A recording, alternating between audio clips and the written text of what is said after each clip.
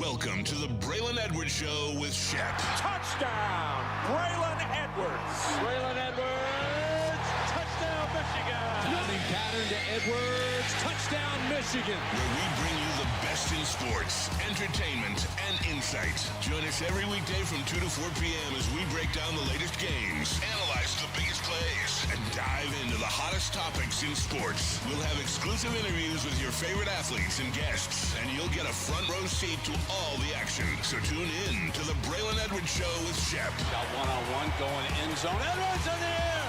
Oh, what a catch by Braylon Edwards. His second touchdown of the game. On the Woodward Sports Network, where sports comes to life.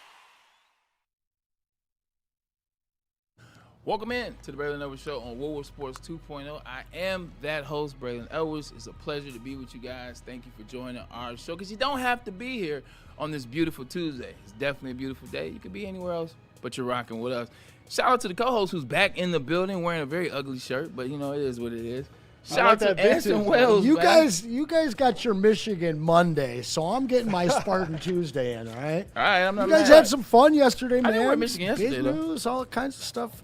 We talked a little bit. It's a little sad to see you guys and watch from afar, but, man, you guys crushed it. The chat did, too. Chat, Yeah. you know the deal. Smash that like button, but share it. We need you guys to be sharing it. Let the world know. Yeah, let the world know, indeed. This is a new show, new place, new space. We want everybody to be a part of it. Before we get into it, because, man, that Myles Garrett conversation heated up. Man, I'm talking about, I was hearing from about people at the gym. I was listening to the radio, see what the man. buzz was, man. And I got to tell you, we're going to have some more fun with that conversation. I want to get your thoughts on kind of like the whole of the situation, the trade that was made, but also just the conversation around it. Are the Lions doing enough? Because instantly, that's what the conversation became. You see Myles Garrett going to the Rams. Oh, my God. Why can't the Detroit Lions? So I want your thoughts on that. But before that, Anson, I went to a car collecting show on You did? on Sunday. But that's not where these came from. Card, not cars, because I do both. I said card. Okay. Card. No, I know, card. they're close. Autograph signing, if you will. So, friend of mine, actually my best friend, my brother Jeff. Shout out to Jeff. You guys know him. F.A. He got me some interesting artifacts from the card show at the Novi Expo. Very cool. So take a look at these. I wish I had known he was there. I'll pass you through. He gave them to me on Friday. I would've So gone he to went hung early. out. Here are 3 items. I want you to take a look I'm at excited these. here. And I want you to tell me what you think these items are from. You sandbagging son And of a then you son. have to show the You check. didn't even tell me about I this. did not. All I right. did not. I want to see that smile, Cool. just like you have now. As I Tubbies say, on what's the up back. to Sweet Potato Cam, Kool-Aid happening, B? in What the up, building. what up? Old school, man. I know Sweet you did potato something be on lag. this day. October 30th, 2004, Kool-Aid, Michigan Stadium. Do you know what happened that day? Hey, I might have been there. Shout ask out. Cam then, damn it. I might have been in the same end zone. Hey. Northeast corner. Triple overtime. Yes. Yes, sir. Shout out to the boy Cam, my boy Jeff. So he got me 3 tickets. This is the first ticket. This is the Michigan State, October 30th. You heard Anson. like the top That is of it's the green. game, or the Braylon game, however you want to say it. It is a Braylon. Mint gym condition, mint 10, whatever. So now I have that. So I have that to hold on to in my That's collection. awesome. All right, now look at this one, if you will. This is another ticket. Now, this one to me. Give him. Oh, I see the top. I was looking for the date. This has got to be the debut of one all-pro Braylon Edwards, September 11th, 9/11, 2005. It was Shout indeed. out. Shout out to Jeff. He got Yes. me the very first ticket, the very first game that That's I pretty ever cool, played man. in. I think I had 2 catches for 38 yards or something along those lines, but still remember that game, man. It was hot as hell. Got a chance to get out there and get it going, but it was a fun experience. So have that ticket, and now it's one last ticket. You're on the back side of this. Just in general, your name's right on the back side. You don't normally see a player's name like that. You know what I'm What do saying? we got on the front here? There you go. So now this isn't I'm in the league. Sick. Since 2007, this is a Michigan-Minnesota game. I hope y'all will listen. You won't figure it out. This is the very first time I ever was featured on a ticket. At least that's what the card, the distributor Braylon Edwards. told Jeff. Bolitnikoff Award winner. You know, I'm just a little something. Just a little something. You know, when I met Jeff, I liked him a lot. Now you like him Like more? we vibed big time. But I gotta say, man, when somebody does something like this for you, this is real friend kind of stuff. 1,000%. You know, this is something where he's thinking about you, something that impacts you, that would make you happy, something that he felt you needed. Fair. And reached into his own pocket to make it happen. He legitimately met me in the parking lot at Benihana's as I was taking my sister to a birthday dinner to drop these off. So I appreciate my good friend, Jeff Martin. But you're right. Like, when you have friends, like, friends don't come around often, especially as we get older in life. Like, friends, when you have a friend, show up for your friends. Yeah. I had a friend of mine that, shout out to my boy, he's having surgery today on his Achilles tendon. 100%. He's a friend of the show. You guys know him, so I can say his name, Jimmy Ballou. Put him in your prayers. He hit me up and asked me, say, hey, look, need somebody, say less. I'll be there. What time? So picked him up this morning. I didn't know I was taking him all the way to Taylor, though. From Wall Lake to Taylor through traffic. It was a big hectic, but it's not an easy you show up for your friends. You get to drive by the big basketball, though. I did. I love that big Pistons basketball in Taylor. I did. I'm glad we're not talking about the Pistons now. No, we're not. The topic of discussion is the Detroit Lions because of all the trades going on, and none bigger than Myles Garrett to the Los Angeles Rams. Les Snead, once again, F them picks. Even players that he kept on the team, F those first-round picks as he sent Gerard Verse to the Cleveland Browns. Now, we had a diabolical conversation yesterday, just having conversations. You saw it. I don't need to remind you or refresh you. What are your initial thoughts when you saw the trade, Anson? We were having such a cool off season. It was chill. You know, we wanted the big splash. We didn't get it, but everybody was feeling really good about the Lions off season, man. We got some good draft picks, you know, didn't sign anybody who's injured. You know, and then all of a sudden the guys make the move. The guys that we're tied to, the damn Rams. And not only did the guys that we've been tied to since the big trade, the big Jared Goff, Matt Stafford trade, go out and make a big move, but they go out and get the guy that everybody in Detroit has coveted for 18 damn months. The guy that supposedly maybe wasn't on the move now, even though he said he was on the move, but then he wasn't on the move. And, man, there couldn't have been a worse player to go to a worse team to ruin everybody's summer here in Detroit. And honestly, it makes you wonder where these two teams lie. They have two completely different directions. They're both trying to head to the same place, but one has carved out an absolute roadmap on how to do it, and it is starkly in contrast to what our boys here do. But I'm not sure that I'm that mad at it, Ray. Tell me why not. Tell me why not, because it seems, you know, you say two teams carving out two different paths, and you're absolutely correct. One path was carved out, has yielded a Super Bowl win, has yielded five playoff wins, although 1 year where you didn't make the playoffs, that was only 1 year. Every year they've been competitive. Every year they've been at the tops of the league in conversation for a potential Super Bowl berth. Meanwhile, another team has 2 playoff wins in the same year. What's the difference? You mean in the last 3 decades? But yeah, hey, there you go. And that's the difference right there. Yeah. Is these two franchises are in completely different places. You know, for me, it sucks because you want to be the Philadelphia Eagles. You want to be the Los Angeles Rams. You want to be Kansas City Chiefs.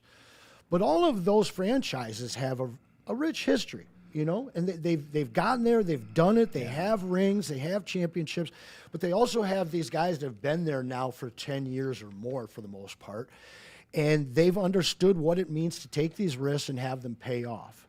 The Lions, on the other hand, they're just so desperate to put a good product out there consistently, and it's something that I've been saying for years. It's something I've been getting slack for. The problem, though, is Bray, at what point do you want to be like the guys that win? Yeah, here's my thing too, man. Like, and I get that. You know, they're trying to be desperate to be relevant, desperate to be in the contention. But at what point, like, do you want more? At what point does that run out? At what point does it run out? You know, yesterday I blew the house down. I was aggressive with the conversation. It was fun because I've become a fan of the Detroit Lions, and my team sucks in the New York Jets. So I don't want to see mirror images in these two teams. I think you know what? Ask this question. You have a question on the sheet. Ask that first question, and I think that will get us into the conversation for today. Well, and this question is divisive. Because I'm going to answer chat, it, and I'm ready. Be ready, and I want your answer in the chat. Super chat them. Of course, we're going to read them. Listen, I want just one word, And I know that it's going to be different for you guys here, for everybody in the chat, for everybody in the nation, and, of course, in the Lions nation. But I need one word for you, for all of you, to describe this regime from day one to right now, especially considering this news that happened yesterday. You might have been feeling good 2 days ago. You're feeling different today. I know that, whether it's for better or worse. I want one word, guys. I want one word to describe Dan and Brad and what they've meant to this team for the last 5 years. Here we go. I'll start. And be glad I told you. When I get to cooking, when I'm ready to drop this is I'm where it scared goes. of your word, Here's man. the clip. It's going to be 4 letters. The word is deceptive. The word is deceptive. Yikes. When I think about what the Lions regime is, not regime, because I'm going to take it above Brad and Dan. When I think about the Lions as a franchise, it's deceptive. It's deceptive. You ready for this? I think that the bigger issue, the elephant in the room, is the deception of the Lions being a franchise that is actually really trying to win the Super Bowl. I don't think the Lions are trying to win the Super Bowl. I think it is a 4-part situation. Would you allow me to Please. to elaborate a little bit? Give me all the Kool-Aid? levels. Give you all the levels. Here's the deception. I think it starts at the top. So we're so focused on Brad Holmes. We're so focused on the front office and who he won't bring in, what phone calls are being made, what isn't being offered. Like, oh, well, you called the Cleveland Browns. What did you offer? You called the Las Vegas Raiders. What did you offer? You called the Cincinnati Bengals, but what did you offer? Like, it's not Brad Holmes in the front office. It starts at the top. It's Ford.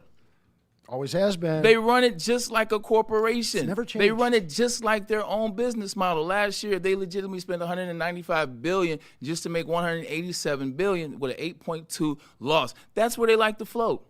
That's where they are. Legitimately, they do not care about winning a Super Bowl. You know why? Because last time I checked, how many playoff games have the Lions won in the last 5 years? 2, right? Who has the most expensive NFL ticket over the last 3 years? It ain't the Kansas City Chiefs. Nope. It ain't the Los Angeles Rams. It's not the Las Vegas Raiders. I'm naming all these expensive stadiums. It's not Lamar Jackson and Baltimore Ravens. It's not the Buffalo Bills and Josh Allen. Is it a team whose product is an official sponsor The of the NFL? most expensive ticket is the Detroit Lions. They're selling out merch. They're selling tickets. They're selling you flights on the road, making Delta and all these other airlines more profitable. They legitimately have you at the whim and at the tips. You're spending all your hard-earned cash for a team that doesn't even necessarily try to win the Super Bowl. So now you have an ownership that will not spend the money as it relates to going and getting players.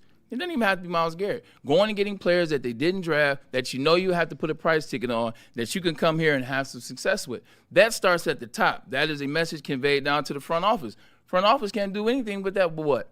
Well, looks like I got to spend within my means. Looks like I have to nickel and dime because I'm not allowed to go get this player. I'm not allowed to go spend on this player. I'm not allowed to do the blockbuster trade. When have the Detroit Lions acquired an all-pro in the last 10 years, 15 years? When have they acquired a player with 3-4 Pro Bowl appearances that you knew could change the trajectory? This isn't a new issue. This isn't Dan and Brad. This is the past regime, the one before that, the one before that. That's where it stems to. So the message is passed to the front office. Now, front office, it goes down to the media. So this is the third leg in the media. And no city. I've played football in Seattle. I've played football in Cleveland. I played football in New York. And I've played football in San Francisco. No city sympathizes and makes excuses from their media like Detroit. Turn on the radio right now, and you'll have a bunch of individuals telling you why patience is good, why we couldn't afford Myles Garrett, why it didn't make sense to get Max Crosby, how we're only going to win from our own players that we draft. You have a bunch of media. Nobody is holding the Lions accountable. Nobody is holding the Tigers accountable. Nobody is holding the Red Wings accountable. Nobody is holding the Pistons accountable. That's what this city is as it relates to media. No one is holding them accountable. So they're passing this message of patience, and we don't want to do it that way, and we're going to do it our way, and we want our window to extend forever, and we want to make sure that we're good. You just want to be good enough to sell jerseys.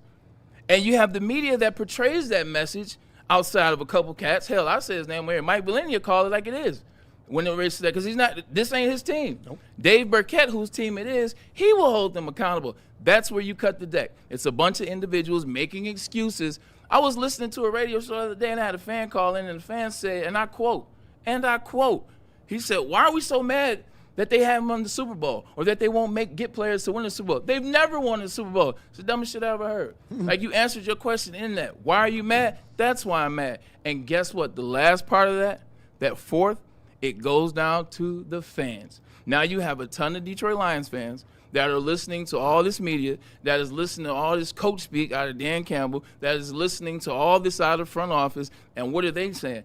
They're now emulating the same things they're hearing out of those individuals.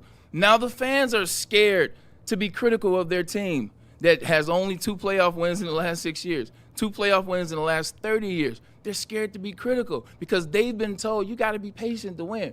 They've been told we can't get Myles Garrett. We can't go get Max Crosby because it'll mess up the chemistry. We're going to build through the draft.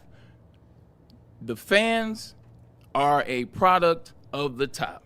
The top issues the message. This ain't what we doing. The front office can only do so much. And then the media, they're going to sympathize. They're going to make all the excuses. The fans have to listen to that, and they start to abide by that. That is the 4-part issue and the elephant in the room in the city of Detroit. And it doesn't just stop with the Lions. It's all 4 teams. That's my issue with this situation. It's not that we didn't get Myles Garrett. I don't care. I could care less that you didn't get Myles Garrett. It's the fact that you will never go out and get a guy that can help. And fans, stop being so dumb. Like, I heard a bunch of fans talking about Myles Garrett's not that good. What if he gets hurt? One, what if he gets hurt is a loser type of conversation. And 2, he's not that good. Yeah, 23 sacks. Yeah, that's just not that good. Isn't that a record? Over 70 sacks in the last 4 years. Pretty sure that's a record.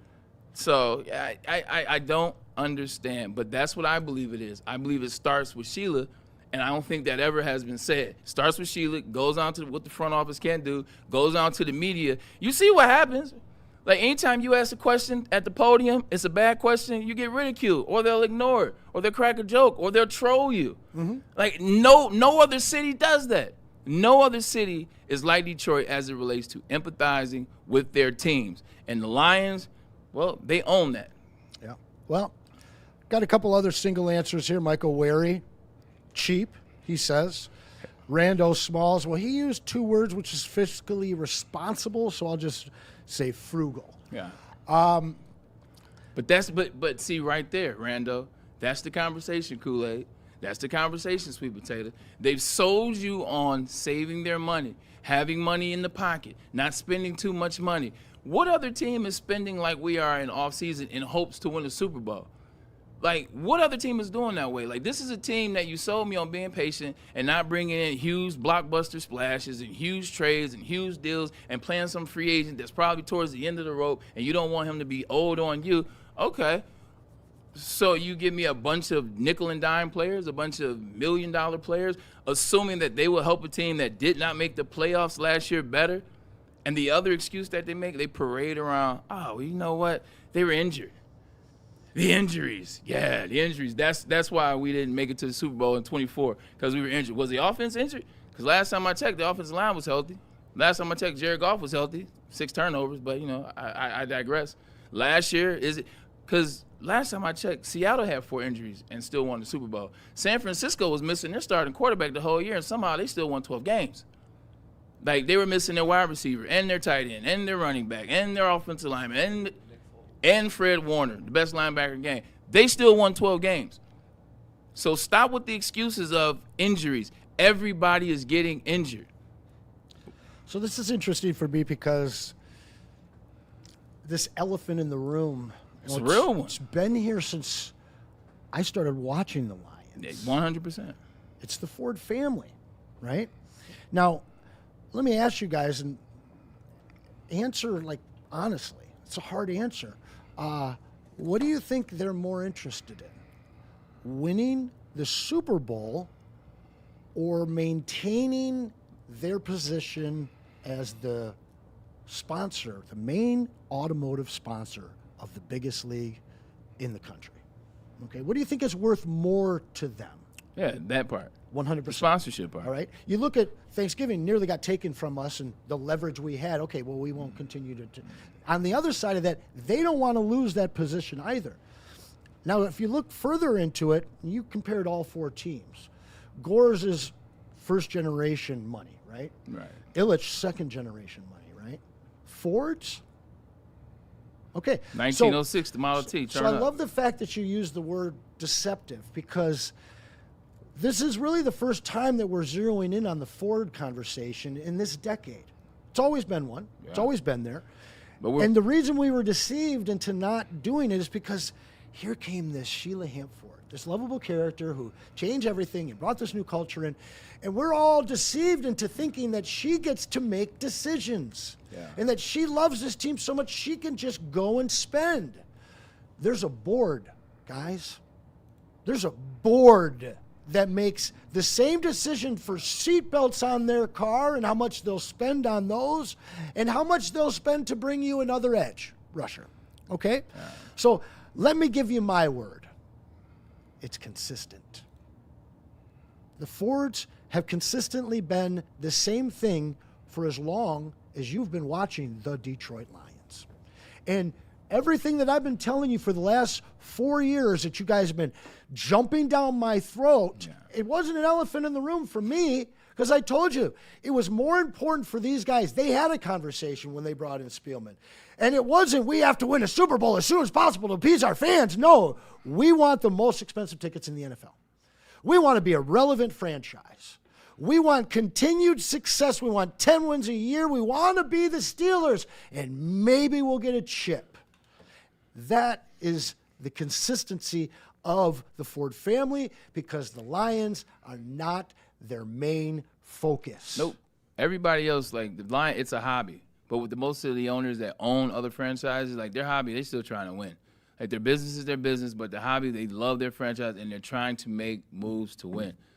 Like you look at the last 10 Super Bowl winners, for everybody out there like Randall, where you're saying you're trying to be fiscally responsible. Like I understand that. That you want to have cash when you need it. That's everything in life. It ain't just NFL. You want to have cash when you need it. I get that.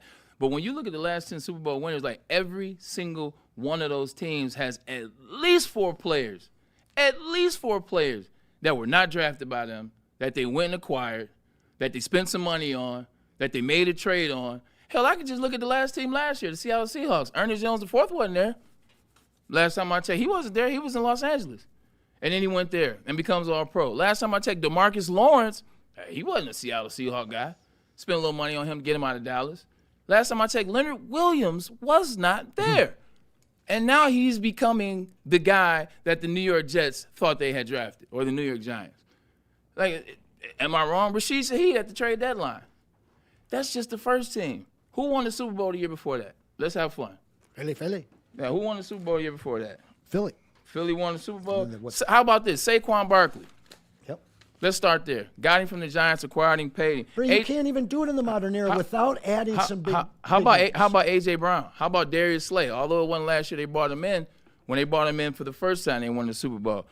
The Chiefs, when they were doing that, Joe Tooney, he didn't get drafted by the Chiefs. He got drafted by the Patriots. Frank Clark, Tyrann Mathieu. Like, and the list goes on of players. I can do this all freaking day. Von Miller, Leonard Floyd, Odell Beckham with the Rams. Matt Stafford. They believed enough. They say, you know what, we need this guy. We'll get some. That's what I'm saying. So when you say fiscally responsible, I understand that. But at some point, you have to acquire players that change the trajectory of your team. You cannot keep trotting out the same players on your squad that aren't working, and then adding players aren't necessarily that good, or filler pieces, and doing this year after year after year after year. At some point, to get something you never have, you have to do something that you never have as well. Every single team has a level of, you know what, let's go get this guy, and let's go get that guy. Sometimes it doesn't work. That's the other side of it. Sometimes it doesn't work. But let us know that you're trying. The problem is that the Lions truly, the franchise has been in it for so long that you can't hate them being overly cautious with what they've crafted. And they have built something very good. We do have to say that. And but I think, Anson, that's why we're angry now. Yeah. Excuse me, that's why I'm frustrated. Yep. Because you're absolutely right. Like, the Lions are not what they used to be. Not on the field, not in the energy, not in the players. Like, it's different. It's not the same energy, and I agree with that 100%. They have built something here that you can come to and say, you know what? Okay, but now that we're here, what's next? I don't want to stay here. And maybe I'm just too caught up in it because I want the Lions to win, and they don't. Yeah, but then at the tipping point for 2.5 years now. Yeah. And they are unwilling to push themselves over it. And if you're not willing, you're just always going to fall back.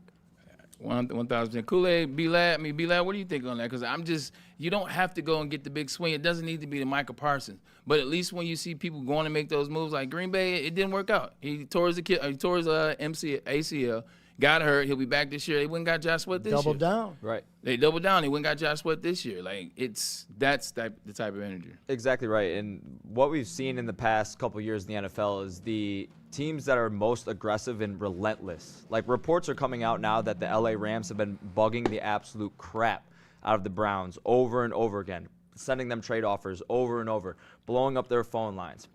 And that's what you have to do in order to win. Yeah, maybe in a couple years the Rams may fall off a little bit. But guess what? They're going to come back and they're going to make these moves. They're going to trade and they're going to put the players in the position to win again. And that's another thing too, is they're taking the approach where they want the player with the experience and that have proved that they are able to do what they can do rather than taking a chance on a rookie. They've completely flipped the narrative than what we've been doing, 100%. And that's not discrediting Brad Holmes' draft strategy. Obviously, we've drafted very, very well in the last, average of years that he's been here.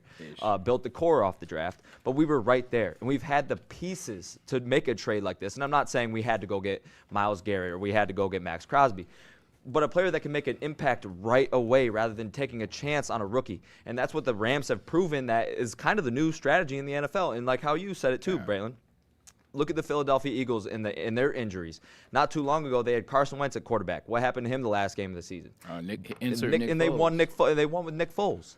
Like that is like injuries are one thing, but when and who they acquire that offseason at the wide receiver position who had 168 yards and 2 touchdowns again? Oh yeah, Alshon Jeffrey. Oh yeah, exactly right. I did not like as a wide receiver. I almost forgot about him. Jump ball. But that's another acquisition that they made. Right, exactly right. And it's the whole narrative now is you have to be relentless. These teams that constantly make these moves and improve their team show that they are capable of winning. We've seen the Rams, we thought they were already the favorites to be in the Super Bowl. Like, they acquired Trent McDuffie, did a whole bunch of stuff for their secondary, revamped a little bit of their O-line, and then Myles Garrett's the icing on the cake. Yeah. And that's the thing is the Browns kept turning them down, but they didn't stop until they offered Jared Verse. So that was the one piece in the trade that ultimately shifted the bar. And like I even mentioned it yesterday, I don't think the Browns necessarily lost the trade completely. No. But the Rams improved that much more with that trade, and they were able to move on from a player that they drafted, which is something that we haven't done. Like, legitimately, when I was in college, I watched The Godfather over and over and over again. My favorite movie is, one of my favorite movies is Godfather Part 2, but Godfather Part 1 is just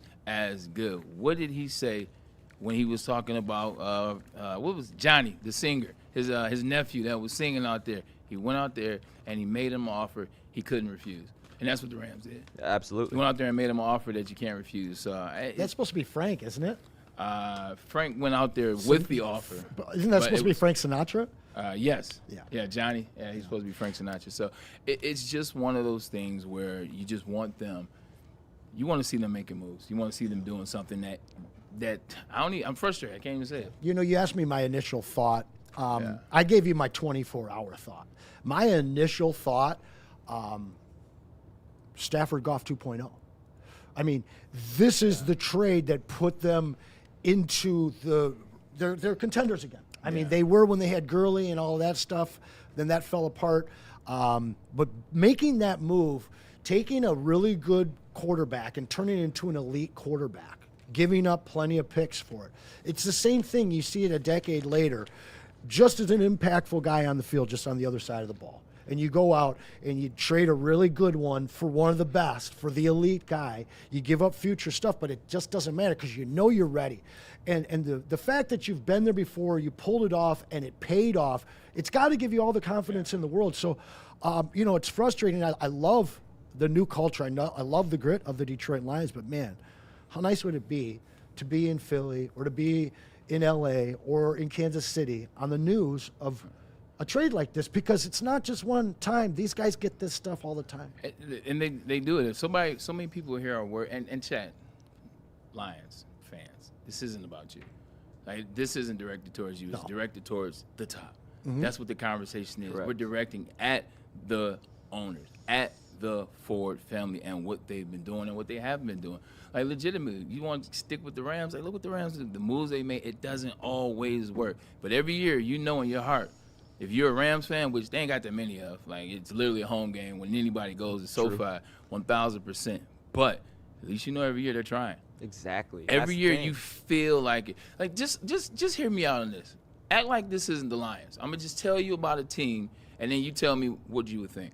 All right, your team legitimately 2 seasons, not your team, a team, 2 years ago wins 15 games and then loses in their playoff game, and then everybody blames injuries and this, that, and the third. Now, this team in this offseason, as opposed to try to get better, as opposed to try to figure out what was wrong and why we couldn't take this 15-2 and get to the NFC Championship, get to the Super Bowl, as opposed to do that, every position that we knew they should get better at, the Lions say, we're good, or excuse me, the team says we're good, and then proceeds to go out there and play a style of football that you have not seen. You see that the hires on the coaching staff weren't the right hires. You see that the lack of bringing back certain players were not the right moves. You see that the intent in the draft, maybe not. And then the same team doesn't go to the playoffs. Now they're falling down. And then in this offseason, after that season, that team does a couple of nickel and dime moves to enhance the depth chart from a team that did not make the playoffs, from a team that lost to the Steelers and gave up almost 300 yards rushing, from a team that let Jameis Winston score a touchdown and step over your starting linebacker, who you're now bringing back as your same starting line. That's what that team did. Like, what would you think about that team if this was not your team? You would say that team ain't serious. That team's not really serious. That's what you would feel if I told you that team went ahead and brought in DJ Wonham and Roger McCreary and Larry Borum, and the list goes on of individuals they brought in and re-signed certain players. Like, we got so excited for the Lions re-signing certain DBs on this team, and I'm like, so my thing is, if it was not your franchise and you would play it out the same, you would be like, man, this team's tripping. This ownership group doesn't get it. This front office group doesn't get it. Neil's the GOAT in the chat here. He made a comment that I want to form into a question. What would the Lions have had to package with Hutch to get Garrett? Oh, my gosh. We wouldn't have to trade Hutch. But we wouldn't. No. I'm not trying to trade him. Yes. Right. I'm just curious, perception, and try not to be a homer on this one, because Jared Verse, pretty damn nice contract, pretty productive guy. What, going into his third year? I mean, if that's the first round pick. Yeah, I think if you would flip Verse. I think if you would have traded Hutch, I think you legitimately could have got one, like, player for player and maybe a second round next year. You would have gotten stuff with Hutch? You would have gotten Garrett and stuff? Or would you have had to give up? No, I'm saying you would have had to give up Hutch and a second round the following year. Like, Hutch is the elite pass rusher that you expect things coming in the future. Like, Jared Verse, as good as a player is, he's 7.5 sacks and 6 the year before that. Let me ask you Hutch this. has already shown you, like, you give me some guys around me, you put me in the right squad, like, I can be an 18-sack type guy. Okay, so With 17. So he hooked. He gave you the hook. You get the call. Myles Garrett. Myles Garrett. Or excuse me, Jared Verse for Hutch and a first rounder. Yeah. You're not doing it? So Braylon's doing it. We'd be giving Hutch away. Let's say we made the call first. But I'm confused. right? Like, why are we talking about, like, I'm just curious where you guys are at with that. I mean, like it's would not- you have pulled the trigger? Because we're talking about how you want the Lions to do it, and I just caught Right. you, and you said you wouldn't do it. Well, I Well, was it wouldn't confused. be I for thought Hutch. we're giving away just Hutch. We're giving up Hutch, we're giving up Hutch, and we get Verse in a first-round pick. Oh, I'll do it. You do it. Oh, yeah. Okay. I thought we were So giving that's away where first. that's where I want to hook these Lions fans and hold you to the stone. That's the trade. Are you going to do that? Because if you're going to do that, then you're on board with the conversation we're having today. Yeah. If you're not willing to, then you need to understand how much of a homer fan you are and how much you might be in the SOL basket. Yeah, I got a little bit lost in the questioning, but I think we're on the same point. Like, at the end of the day, it's you got to do something. You have to make moves. You have to be uncomfortable. You have to put yourself in a situation to do a little bit more than you've done. I think that's what the conversation is. Like, there's no anger here. There's no anger. There's no attacking you. It's no attacking what the Lions are doing. It's just being honest.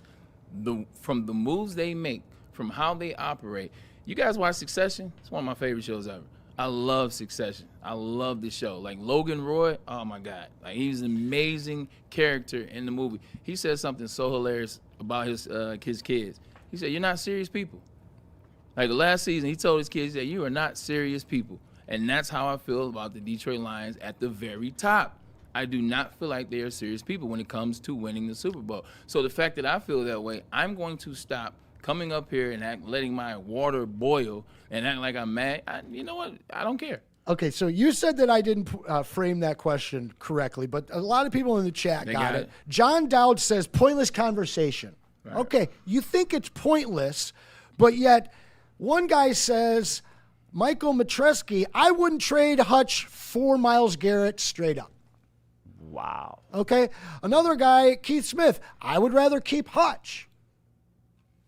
So we're talking about the team, but the fan base goes right along with it. This is a guy that wore the Michigan helmet. It's so cool looking. Yeah. And then now he's our guy. He's here in Honolulu Blue.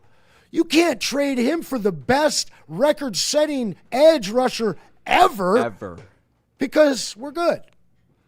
It's ridiculous. But I feel that. Yeah, and I'm not necessarily going back and forth like, am I trading Hutch or for Myles Garrett? It's the mindset. It's not about the actual trade, Bray. It's about the mindset of the thing. The principle. I understand that. Myles Garrett is a much better player. He's a much better player. But it's one of those things. If I bring Myles Garrett to this team, I'm still looking at the same defensive line and trying to wonder. Well, for me, it's a Super Bowl question. If he's not making the difference for a Super Bowl, why am I giving up on the potential of Hutch that can probably, or we expect him to reach those types of levels eventually and be in this league longer than we expect Myles Garrett to be? Hold on. I don't want this conversation to go off the rails. And right now we're having a conversation that is talking about replacing Hutch with Myles Garrett. I don't want that. It's okay. We're almost on the break, so we'll be able to get No, this is fine, but I don't want this to be the conversation. I don't want this to be when you go back and look at it. It's not about Hutch versus Myles Garrett. No. It's not about who's better between Hutch and Myles Garrett. No. What it's about is making a decision that you want to bring somebody in that can wreak havoc and change the trajectory of your team. Yeah. That's 100%. More so where it's at. And you keep it's there. It's there. You could have afforded this guy. But it's not about getting Myles Garrett. Once again, it's not about Myles Garrett. It's about the fact that every single season you bring in these guys that we got to figure out where the hell they went to school at.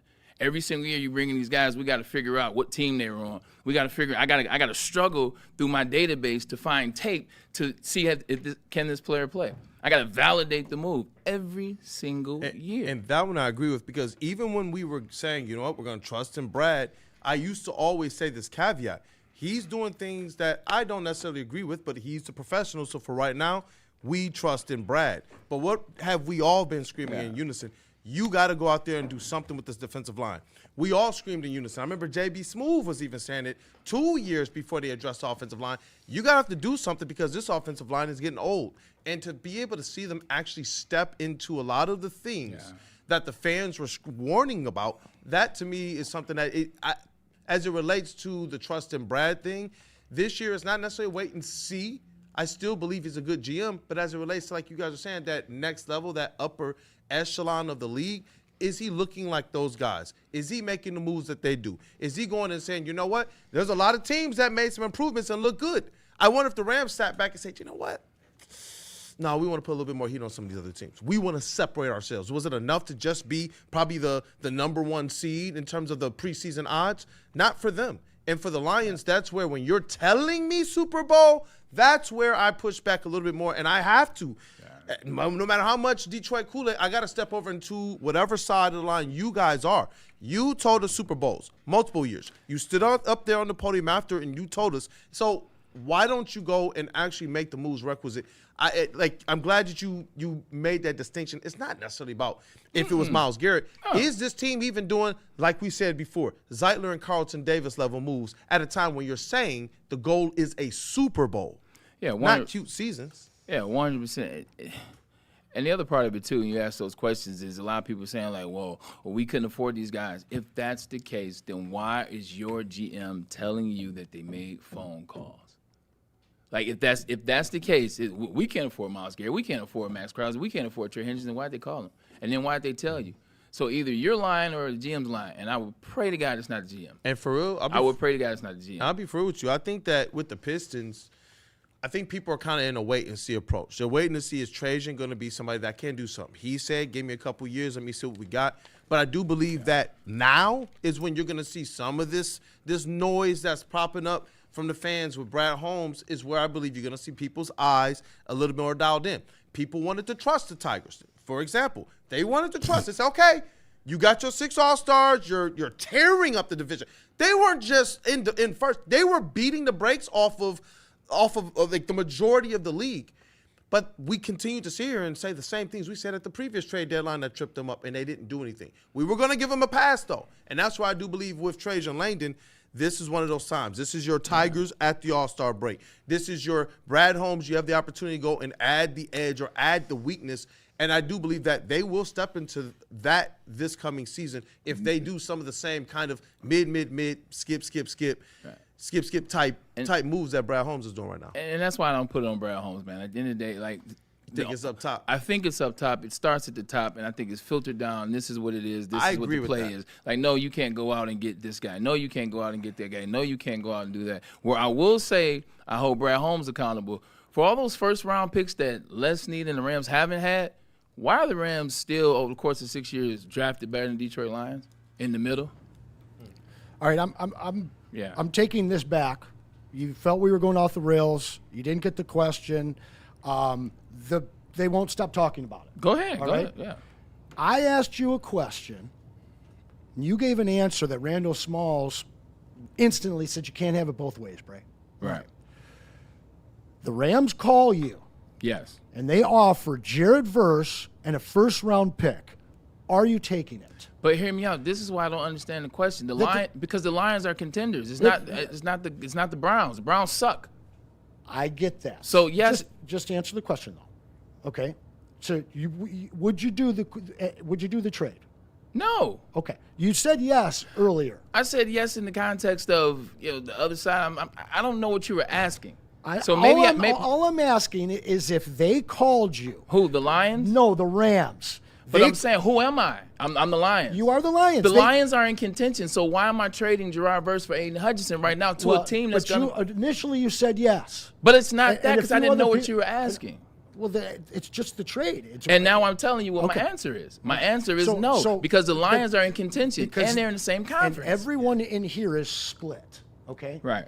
And the fact is the people that are split, you have to realize that if you want that trade, which is a great trade for Cleveland, it's the antithesis of what you want at the deadline. You want the big splash trade. The big splash trade is getting Hutchinson. It's not getting Jared Verse and that other pick.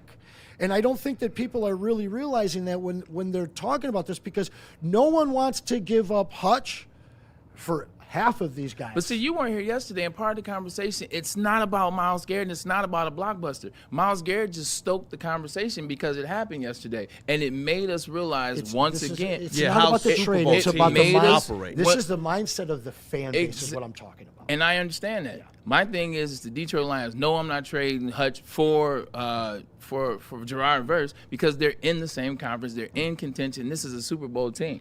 But going back to the moves, I'm talking about the lack of moves, the lack of effort, the lack of aggression for players that can come and change your franchise. Like the Los Angeles Rams. How many players have they brought in to change their franchise in the last 7 years? Like, the list just goes on. Oh, yeah. And then here it is. You know what? We'll cycle out of Jalen Ramsey. We'll cycle out of Von Miller. We'll cycle out of this guy. We'll cycle out of this guy and just keep bringing them up, keep reloading. They've only missed the playoffs 1 year, and it wasn't because they didn't have enough, because their quarterback got hurt. I think they planned it. Oh, so they get that high pick. And then you get Gerard Verse. Hell yeah. 100%. Who turned into Myles Garrett? You just definitely has the potential. It's just one of those things where you just want your team to understand that in order to win, you got to make moves. You got to do big things. But it doesn't have to be a blockbuster deal. Yesterday we talked about how many deals? 7 deals that happened this offseason with free agents that could have came in here and helped your franchise. Yeah. From 3 years, 60 was the highest deal. It went from 3 years 60 to 3 years 48, 3 years 35, 2 years 20. Like, these are the type of deals people were taking. So, and you put it in that perspective too. For example, we had the personnel to make one of those type of trades. Like, for example, if you wanted to get rid of not this year's first-round draft pick, but last year's first-round draft pick, who ended up being Tyreek Williams, or even a draft pick before that, Terrion Arnold, could have packaged one of those first-rounders. And how much of either one of those guys helped you? Maybe exactly my point. Exactly my point. And imagine, you got some players that got some contract extensions due. Branch, Laporta, both injured. That's another thing, too. Two players that definitely you could have traded away to make a big splash. And especially when you come off the 15-2 season, you would think that they would do everything in their power to fill that hole, and not just to fill the hole, but get an elite player to fill that hole. But this is what happens, and this is why I love the conversation. Because realistically, the Lions the Lions ownership has put you in a situation where you don't even know what you're fighting for as a fan base. Like, you don't even know what you're supporting. Like, you're coming up here and getting mad at me for saying, well, this guy wouldn't work, or why would we have done that? It ain't about what I'm saying. It's about who I'm aiming the blame at. It's about who I'm aiming the blame at. Because they passed that message down, we're not spending this. That goes to the front office. It goes to the media who runs around and say they're caping for the Lions. Why would you cape for a team that legitimately hasn't won a playoff game in 3 years? Like, now I'm starting to look at that conversation. Now this is what we're going to go to break on. Now I'm starting to look at that conversation where Dan Campbell is in that locker room after losing to the San Francisco 49ers, and what comment did he make? He said, I don't know if we'll ever be here again. Yep, he did say that. Now, I've been in that space before, and I understand that. There's an element of that. You don't know if you're getting back to the game before the game. You don't know if you're going to get a chance to go back. But I've never heard a coach come out and say that their first time there. Now I'm starting to understand it. Now I'm starting to look at that situation differently. Maybe that comment wasn't made because, man, it's a hard road back. It's a tough fight. Maybe that comment was made because of other factors. They don't say Super Bowl a lot. They talk about culture and grit and players and the team and the city. They don't mention the Super Bowl a whole lot. And also, too, here's another thing, and this is the last thing I promise until we come back from break. Until we come back. Sit on a throne of lies. Like, legitimately, don't come up here and tell me the reason why you didn't make the playoffs this past season where your team wasn't that good. Don't tell me it's because of injuries. Because you lost to J.J. McCarthy. You lost to a guy whose first name I don't know in Brosmer. You lost to a dying Aaron Rodgers and a horrible Pittsburgh Steelers team, as proof in the playoffs once again. You lost to just those three. You should have lost to the New York Giants. The only reason you didn't is because your now offensive coordinator dropped the ball, literally. Yep. That's why you got the overtime. Those are 4 losses. I got you, Kool-Aid. Yeah. Those are 4 losses that you had. 4 losses that you had no business losing. Don't give me how good the Vikings defense was. That ain't good enough. That offense sucked. Aaron Jones couldn't run the ball out of a paper bag that first game. And you lost to them. So that's my thing. You lost to 4 teams 3 teams, and almost lost to a 4th team that you had no business losing to. And if you tell me this team is as good, you keep parading around Amon-Ra St. Brown, Jamison Williams, Jared Goff, Penei Sewell, Jahmyr Gibbs, David Montgomery, Aiden Hutchinson. You had all those guys last year when you lost those 3 games and almost lost that 4th one. You had every single one of those guys. So if you couldn't beat those teams, you're not that good. And if you're not that good, the offseason should look a lot different. That's what I'm saying.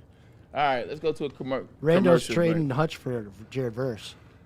Hey, you can do what you want to. Once again, it ain't about Shout Hutch. out It Rando. ain't about Myles Come Garrett. get your Cade, bro. Come get your Cade. Ain't about Hutch. It ain't about Myles Garrett. It's about your team just refusing to make moves. 100%. And they trolled you. 100%. Like, if you're not going to make moves, then why troll the fan base, which they've been doing for 3 years until they drafted Derek Moore this year? We're good. I don't know why the fan base keeps clamoring for the edge. I don't know what it is about the edge because they get to the quarterback. They make the game a little bit easy for your defense. It also helps out your offense. So, I digress. We'll get to some bills to be paid. Tell us about Lou, Anson. 4:05 p.m. It'll be Loom time. Hey, listen, wow. guys, you know our favorite partners over there at Loom. They got locations all around Metro Detroit. I call it Detroit's boutique dispensary.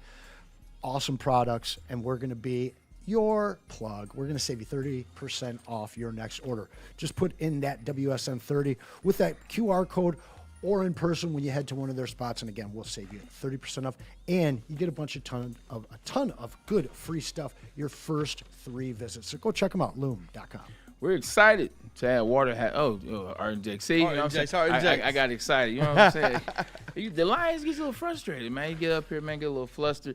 There are a regular sports bar, and then it is Art and Jake's. Nobody else even comes close on game day. 80 TVs, wall to wall, and then also 22 beers on tap. It's a great place. It's a great experience. It's cool vibes. Food is low-key better than bar food, man. You go in there and get some of your fan favorites.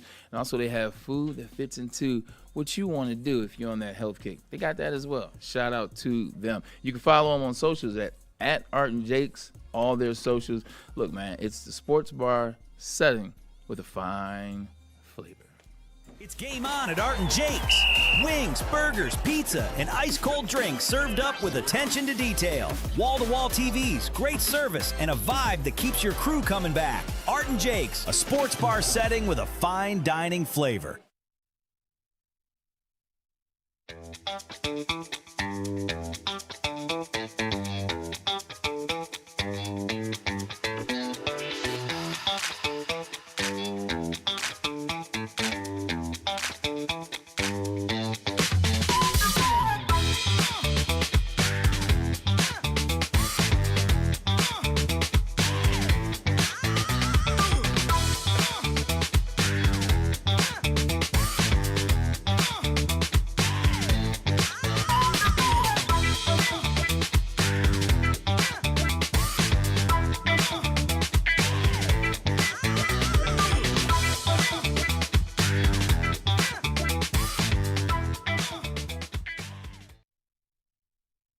Planet Fitness now has even more best-in-class strength equipment. Join today for $1 down and save. We're stepping it up. We're not slowing down. Finding new faith. New focus. Love that new equipment smell. So, you in? Join the club today. Save when you join for just $1 down, $15 a month. Planet Fitness. We're all strong on this planet.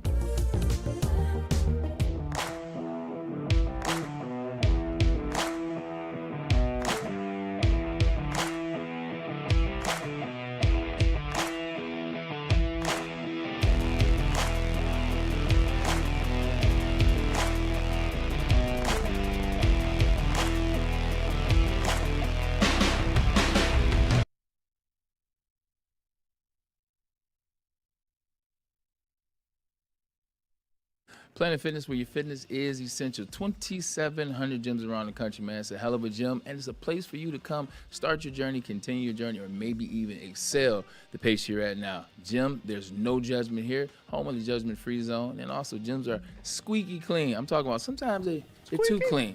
Like, you got the ladies just running around. I'm like, man, I'm not even finished lifting weights yet, man. Just give me a second to get up off the machine. That's how clean the gyms are. And then there's trainers on staff. We're all strong on this planet, and that planet is Planet Fitness. No better time than the summertime for some IPAs, guys. And the king of the IPAs is All Day IPA from Founders Brewing. All day. That's right. Listen, Hey, it is the premier got knocked out a IPA couple in the times. IPA category. Citrusy, crisp, and refreshing, and it's got that 4.7% alcohol by volume. Pace you throughout the day. So next time you're watching a game, make it an all-day IPA from Founders, but make sure that you drink it responsibly. And we back. Speaking of boxers getting knocked out, man, you see Anthony Joshua is about to fight again. I think he's fighting an Albanian guy. Like I got Is it an actual boxer? it is. Shout out to the Albanians. 100%, man. You know what I'm saying? I love Albanians. Yo. Shout out, man. Jaji, Braylon, like I told you guys. Stick, welcome to the show, man. Always good to see you. Hey, how's it going, Good fellas? to have you back in. It's good to step in the studio and out of the Detroit Rams factory that is in the back right now. Okay. My God. They are melting down. Oh, my God. Oh, they're in a yacht and we're on a paddle boat is what I heard. Or we're in a pontoon. Like, So talk. yeah, let's get into it, Bray. 100%. Just talk about the deal, how it made you feel yesterday. Obviously, we'll go to a different place with Yep. Jared Goff Yep. and the Rams, how the trade has gone. But just initial thought yesterday and all the people, well, like myself and others that are being a little bit diabolical or hyperbolic. I don't really pay attention to what's going on in other people's business. That's the Rams' business. I'm not worried about that. I'm worried about what the Lions are taking care of at home. And everybody's falling in love with the Myles Garrett thing. And we talked about this a little bit yesterday. Yeah. Like, okay, the Rams had the tools to trade for a player like that. Sure. They had the cap space to trade for a player like that. They don't have another preeminent defensive line player like an Aiden Hutchinson that they have to compensate, right? Yeah. They can compensate Myles Garrett. And Jared Verse hell of a player. And if you asked the coach last year, he said he was the Draymond Green of their team. Like, he brought it in practice. He brings that energy. And you know, Braylon, sometimes the intangibles mean something too, right? When you lose a guy like that in the locker room, and I'm not saying Myles Garrett isn't that guy. I'm not saying Myles Garrett doesn't bring it every play. But, you know, it could be a great player, but that doesn't mean he's a culture fit or fits in the locker room. And sometimes when you lose a guy that is a great fit and a culture player, it hurts. It hurts. So, that all being said, I'm not scared of the Rams. Did they win a Super Bowl last year? This was the argument I had in the back, right? Everybody around here is Super Bowl or bust. Your season's a failure. Okay? Rams failed last year. Right. So, just like us, they failed last year. They made a move. That's great. They needed to make a move because they failed last year. But I'm not going to say putting Myles Garrett on that team is going to put them over the top. I know they're now the betting favorite in Vegas, but that's just because it's a hot commodity right now. Buzz was building yesterday. People were excited. Let's see the season. Then let's stick there because you're right. It's on paper right now. You still got to go through 18 weeks. You still got to get to the playoffs. You still have to get to February. You're absolutely correct. If the Rams failed last year, then what did the Lions do? Lions failed. Okay, so hear me out. It's a zero-sum game for the Lions. The Rams failed. They realized where they failed at. They realized they failed at DB. Check. Trent McDuffie. They realized they failed on special teams. Got rid of the special teams coach. They realized that they needed an impact player, maybe like Myles Garrett, to change that, and they went out and got him. The Lions failed last year. What do you feel the Lions did to correct the failure?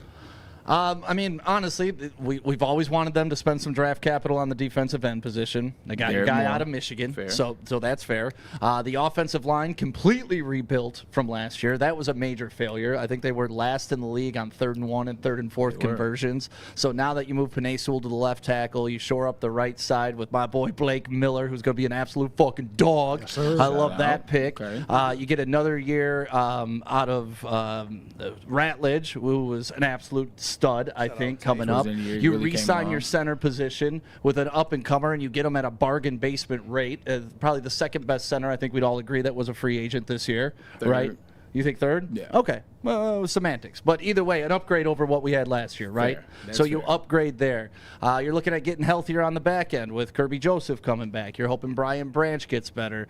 You're hoping the injuries to, like, that's been the Lions' theme, right? It's the injuries. It's not the talent not being there. It's the talent not being available. Let's stick with injuries since you're going to bring that up. Why is it okay for the Lions every year to parade the injuries around there, but not other teams? Because last year we talked about, well, the reason they didn't make it is because this guy got hurt and that guy got hurt. San Francisco 49ers legitimately lost a quarterback, starting linebacker who's the best linebacker in the game, 2 wide receivers, a running back. They did all that, and they still won 12 games. Yeah. And that's great for them, you know. But they lose a whole defense, though. It's like they lost Fred Warner, they lost their second linebacker, and their starting DB, and they lost their left tackle, who's arguably the best in the last 25 years. And you know what? Good for the San Francisco 49ers. But if you want to ask me, I don't like blaming injuries either, but I'm also not going to sit here and ignore what happened. When Aiden Hutchinson snaps his leg 2 years ago, and then it takes time to come back. When Kirby Joseph, who's the leading ball hawk in the NFL, goes down, you don't have him. When Brian Branch tears an ACL, it's not like you're losing. So who's Fred Warner? Fred Warner's a hell of a linebacker. He's a hell of a linebacker. And like I'm saying, good for the San Francisco 49ers. They also had an offensive player of the year in Christian McCaffrey that could carry the load, and they did it in different ways. And Kyle Shanahan's a great coach. But as you want to point out that the Lions haven't got it done, if we're going to use the San Francisco 49ers as the example, what Super Bowl have they won lately? How many times have they been? What does that matter? I don't think Jared Goff gets credit for going with the Rams. All the Goff haters who loves eating Snickers upside down for the texture will tell you that. Stick, correct me if I'm wrong. Like, you don't cheer for the Rams. So what he did for the Rams doesn't matter. What has he done for this team? Matters. He's taken this team further than we've ever been taken. No, I agree. There was one playoff win before he got here. Now we got 3 in the bank, and that was 2 years ago. I understand it, but without that man, it doesn't happen. Let's mix two things together. Let's mix Jared Goff with these excuses of injury. 2 years ago, 15-2. So you're telling me excuses is the reason why you lost to the up-and-coming Washington Commanders? I'm telling you the defense is the reason he lost to the up-and-coming Washington Commanders. I mean, you look at the defensive stats, and this is what I was yelling at the guys in the back. 6 turnovers. 6 turnovers By matter. offense. That happens. Amon-Ra St. Brown slips on the second drive when they could have taken, and that momentum shift right there. Fair. And that was also on a missed block by the guard, causing Jared Goff to throw it low. So, there's nuances and there's reasons to this, right? Jared Goff, bad day to have a bad day. But if you go back and watch that game, which I know a lot of people haven't done because it hurt so bad, but you go back and watch that game, the Lions, if the defense could have gotten a stop on 4th and 1 in the third quarter or the fourth quarter, the Lions could have gotten the ball back to take a lead. Even with those turnovers that everybody's crying about. But the defense couldn't stop a fucking nosebleed that day. And if you put up 31 points in any playoff game, aren't you expected to win? Yeah, true, but it doesn't happen sometimes. If my aunt had a penis, she'd be my uncle. And that's very unfortunate for you. But I would just say that, when I'm looking at these things, I'm looking at the game, right? I go back to that game and give Jared Goff the defense that the Rams have. Yeah. Give Jared Goff even a top 20 defense. I don't think he's had one. He did for the first part of, 2 years ago? They were ranking in a top 5. They were trending. But then the 15-2 season, they were ranking as a top 5 defense the first 6 games. But then it all fell apart. You know how you give Jared Goff the defense? You go out and acquire players that are fucking game wreckers. You go out and add pieces to the puzzle, not just in the draft. You don't nickel and dime your defense to make your defense stronger. You're legitimately, absolutely correct. If Jared Goff has a better defense, it's a better look. You can't get a better defense when you're parading Roger McCray and DJ Wonnum as your offseason signees. I can understand that, but I can also understand that you have drafted a Jack Campbell, who's become probably the best linebacker in the NFL. He's your best defensive player Aleem right now. McNeil is supposed to come back this year and be a top 5 producer. You draft Tyleik Williams with first-round draft capital, and he doesn't show up last year in the way that you want him to, right? You take 2 draft picks, first round, second round, and address your cornerback position. Those guys get injured. And these are things that we could talk about. Yeah, we don't want to blame injuries, but when you're spending that much draft capital on guys that have the talent but don't wind up on the field, we all know the best ability is availability. Facts. And we need them to be on the field. And if they're not, we're still learning on the 26 job. 26 years ago. I get it, but it's still, do we have one? Do we have anything we can point back to hey, that was the mold of success? The NFL is so much different than it was then than it is now. Legitimately, you can say that about the NBA, but the Pistons having pedigree definitely gives them more help, right? You've seen what it's like. The front office knows what it's like. That's why we always build teams around toughness and defense. That's what works in Detroit. The Pistons have 2 playoff appearances in the last 18 years. Right. Where's the pedigree in that? But why did they get the number 1 seed this year? They were the number 1 defense, right? They were the best defense in the league. And guess what? Fair. When they won a championship in 2004, what were they? Best defense in the league. When they won a championship in 89 and 90, what were they? Defense. So at least you have some sort of pedigree to go after, right? That's all I'm saying. I'm not saying what happened 30 years ago dictates what's going to happen today. What I am saying is when your organization has been to the highest level, you handle yourself a little bit differently. Fuck, man. Still same owner, though. Yeah, but look at when you played for the Browns. Was it the same culture as when you walked into the Jets? And they hadn't won since the 70s, right? But they hold themselves to a different standard because of, their Super Bowl win in the 70s. True to a certain extent. It's like apples and oranges because Rex came in there with different energy, man. He came in there with different energy, and he made it about defense, to your point, and running the ball with the offensive line, and they got away from that, and they suck since. Yeah. BD Tolliver in the chat. This dude's spitting. This dude's ether, straight ether. And speaking of what is going on behind me? And that's the thing. The ultimate defender of Jared Goff. What dream? I want to set you up with this. It's our reality, baby. This isn't a dream. It's real life. This is real. I didn't make this shit This up. wasn't on accident, buddy. Right. So no one has defended Jared Goff in this town more staunchly than you have. Dude, there's a video, if you want to search on Woodward Sports, me convincing Joik Bell and Sean Belizean to just give Goff a chance. And that's all I was saying. I'm not saying he's going to come here and change the world. All I said was on paper, for the Detroit Lions, if you were ever handed a piece of paper that said you're going to get a 25-year-old quarterback, been to the Super Bowl, number 1 overall pick, here you go. Are you tearing that down? No, you're not going to turn it down, but you're also looking at the situation now as a team that gave him away in the initial. Talking about what the thoughts were in the initial. And now you see when it's got to. No, 100%. I'm actually on your side in this regard. That's why when you bring up the conversation about the defense, that's where I jump in with, okay, where are the acquisitions that can help? Yep, and that's fair. All right, based on all your positivity, your great expert breakdown It's very here. zen-like today, man. Like this is zen stick. Well, I like I got my shit out in the back with the Detroit Rams fans. Detroit Rams. And Woody's here. And Woody's And here. Woodward's here. So you got your guy here. I'll get you out got of the all way your so everybody can positivity. see this. Look at this. Look at those numbers. If you want to break them down for everybody real quick. The topic of the conversation, though, after you break these down is one word to sum up this regime. And I'll let you think of that while you break these numbers down. All right, and once again, let's go back to if I handed this to you on paper, right? And I did the same thing with his credentials before he got here. Now let's do his credentials since he got here. All right, do you want a quarterback that leads the league in touchdowns? Yeah. Yes. 101 first. Do you want a quarterback that leads the league in yardage? 13,768 yards, first. Yards per game, obviously if he's first there, going to be first here, first. 17 games with 300-plus passing yards, first. 196 completions of 20-plus yards, first. But wait, I was told he couldn't throw the ball down. Was I lied to? He's just a short guy. He's all passer about the rating. Do we want a good passer rating out? Oh, tied for second. What a loser. All right, you want to do that? Go back to the one before that, the 196 completions of 20. How many of those were last year? That I don't know. I don't have those stats for you, Braylon. But what I do have are these stats right here. 10 game-winning drives, tied for second. Yeah. Wasn't that what we praised Matthew Stafford for? Oh, God. Oh, Stafford can do a game-winning drive. Okay, awesome. Completion percentage. All I do is hear about Jared Goff just throws it in the dirt. That's all he does all the time. Well, then wouldn't that crush his completion percentage? Well, wait. He's third. So I don't understand the hate for this guy. Yeah. It's because he can't run, and that's the only reason I could come up with. But this man right here came to a franchise that won 3 games. He's taken them to a 15-2 record at one point, a number 1 overall seed, which the Lions have never had. He beat Matthew Stafford in the fucking playoffs, in the fucking Ford Field. And that doesn't seem to matter that he beat the Detroit Rams fans' favorite quarterback head-to-head. Then he took on Baker Mayfield, who I was told by a certain radio host for a horrible radio station in this town, if this team had Baker Mayfield, they'd be making the playoffs. Well, it's funny because the team that he beat in the playoffs had Baker Mayfield. And what did Baker do? He threw an interception to seal the game.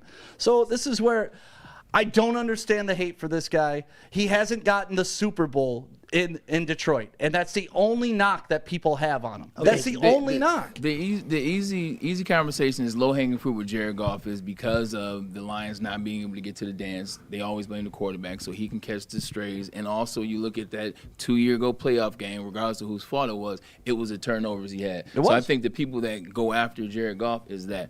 My conversation is if you get that defense, it's how you get that defense, though. It's being willing to get that defense. Like Stick, I get it. We've drafted well to a certain extent. You got players here that can play. You got players here in Brian Branch, Kirby Joseph, Jack Campbell. I don't have to go through the list 1,000%. But every team that's won the Super Bowl in the last 10 years, and you can go even further back, they have free agency acquisitions that help them get over the hump and trade deadline. There is not a team that has won in the last 10 years where you can't point to the guy or guys. Yes and no. I mean, who? I was going to say Seattle because Seattle has 4 guys I can last name. year was Rashid Shaheed. You know, that's what they added midseason last year. Yeah, that was midseason. Ernest Jones the 4th. They added DeMarcus Lawrence and they added Leonard Williams. Okay. Listen, I think once again, if you're weighing the Lions franchise against the Seattle, which already had a foundation, against a Rams organization, which had already won a playoff game prior, had been to a Super Bowl prior to Matthew Stafford landing there, like you're talking about adding an addition to a house instead of building it from the ground up, which is what's had to be done here in Detroit over the past 6 years under the Dan Campbell administration. And the foundation that they built, the fact that we're disappointed by a 9-8 team. Who's the guy on Morning Football? What's his name? But he used to say, he said yesterday that Lions fans would have cut their arms off to get 9-8 once upon a time. Yeah, but he's reset the entire culture. We're growing to where we need to be. Because we haven't gotten there immediately doesn't mean we're not on the right path. Okay, let's stop here. Let's not even take it to the Super Bowl. Let's just take it to what you just said. You said guys are clamoring like 9-8. Yes. Because once you put yourself in a situation where you believe more, where your team is better, everybody keeps parading all these players that we've drafted. You go 12-5, you go 15-2. 9-8 is unacceptable. 9-8 is unacceptable when you lose to Brosmer, J.J. McCarthy, Aaron Rodgers, and almost lose to fucking Jameis Winston. Right. And a touchdown catch over Derek Barnes. So that's where I'm holding them accountable. Like, why can't we hold the Lions a little bit accountable if we love them? I want the Lions You can to hold succeed. them accountable, but you also can't be so naive to say Right. that the window's closed, this I is never said over, that. they're not on the right path. Like, they had a winning record last year. They're Barely. on the right path. Barely. Doesn't matter to They me. didn't make the If my grandma playoffs. barely had a dick. Like, it doesn't barely They doesn't didn't make. matter to me. Okay, well they didn't make the playoffs. I get that. Fact. But They you know didn't who make the did? playoffs. The Green Bay Packers with the same amount of wins. They just had a tie, which got them into the playoffs. So 9 wins traditionally should get you into the playoffs. 17 games. So And 2 less first-round draft picks in the future for Green Bay. Yeah, So let me and a get- hobbled-ass Micah Parsons for that poverty-ass franchise. So we and let they still you- got Jordan Love throwing that football around. We let you go get your love off beat you on for Thanksgiving, yeah. for golf and everything. I want one word to describe this regime here. Through the time that you've watched them, from the time they arrived to today, 24 hours after this Myles Garrett news. I mean, underappreciated is where I'm at now. Like, that's where I'm at. Like, they went from being kings of the world because they took us 1-2 playoff games. They lost in an NFC championship game. But now it's like, oh, these guys don't know anything about football. Brad Holmes doesn't know how to build a team. Brad Holmes doesn't know about drafting anymore. And that's where I just get off the train. Like, these guys didn't just forget football overnight. Right? They're building something. They have a plan. And if you don't believe in the plan, get on the fucking train and take it somewhere else. And that's fine. But when the plan does come to fruition and they do win, don't talk like you've been a part of the Dan Campbell rah-rah the whole time, or you believed in Brad Holmes, or you always thought they could do it. Because you didn't. Okay, But that's also not fair though, because It's like fair. no, it's not fair in this regard. Like in any corporation, when you have corporations, if a plan isn't working or if a plan needs a little bit of adjustment, that's what the individuals that work for that company do. That's what they sit around that board table and they come on with. Sometimes it's the workers and the smaller people that come and say, I like what we're doing, but maybe if we did this, or maybe if we add this to that. That's what I'm saying. It's okay to add to what you're doing. They're building it right, but if it was so perfect, then you would not have missed the Let me playoffs take it one last year. step further. Turn around. Move over here a little bit. Oh. Let me give you the exact opposite of what you love. All right? This is the exact opposite, and it starts off with your boy. This is a wild chart here. The last 11 years. The only one that they have left is the guy that they just drafted. The other ones they didn't even have because they traded. So to all of your points, it hasn't worked here. It's worked there. But once again, was this team already in the playoffs before all of this?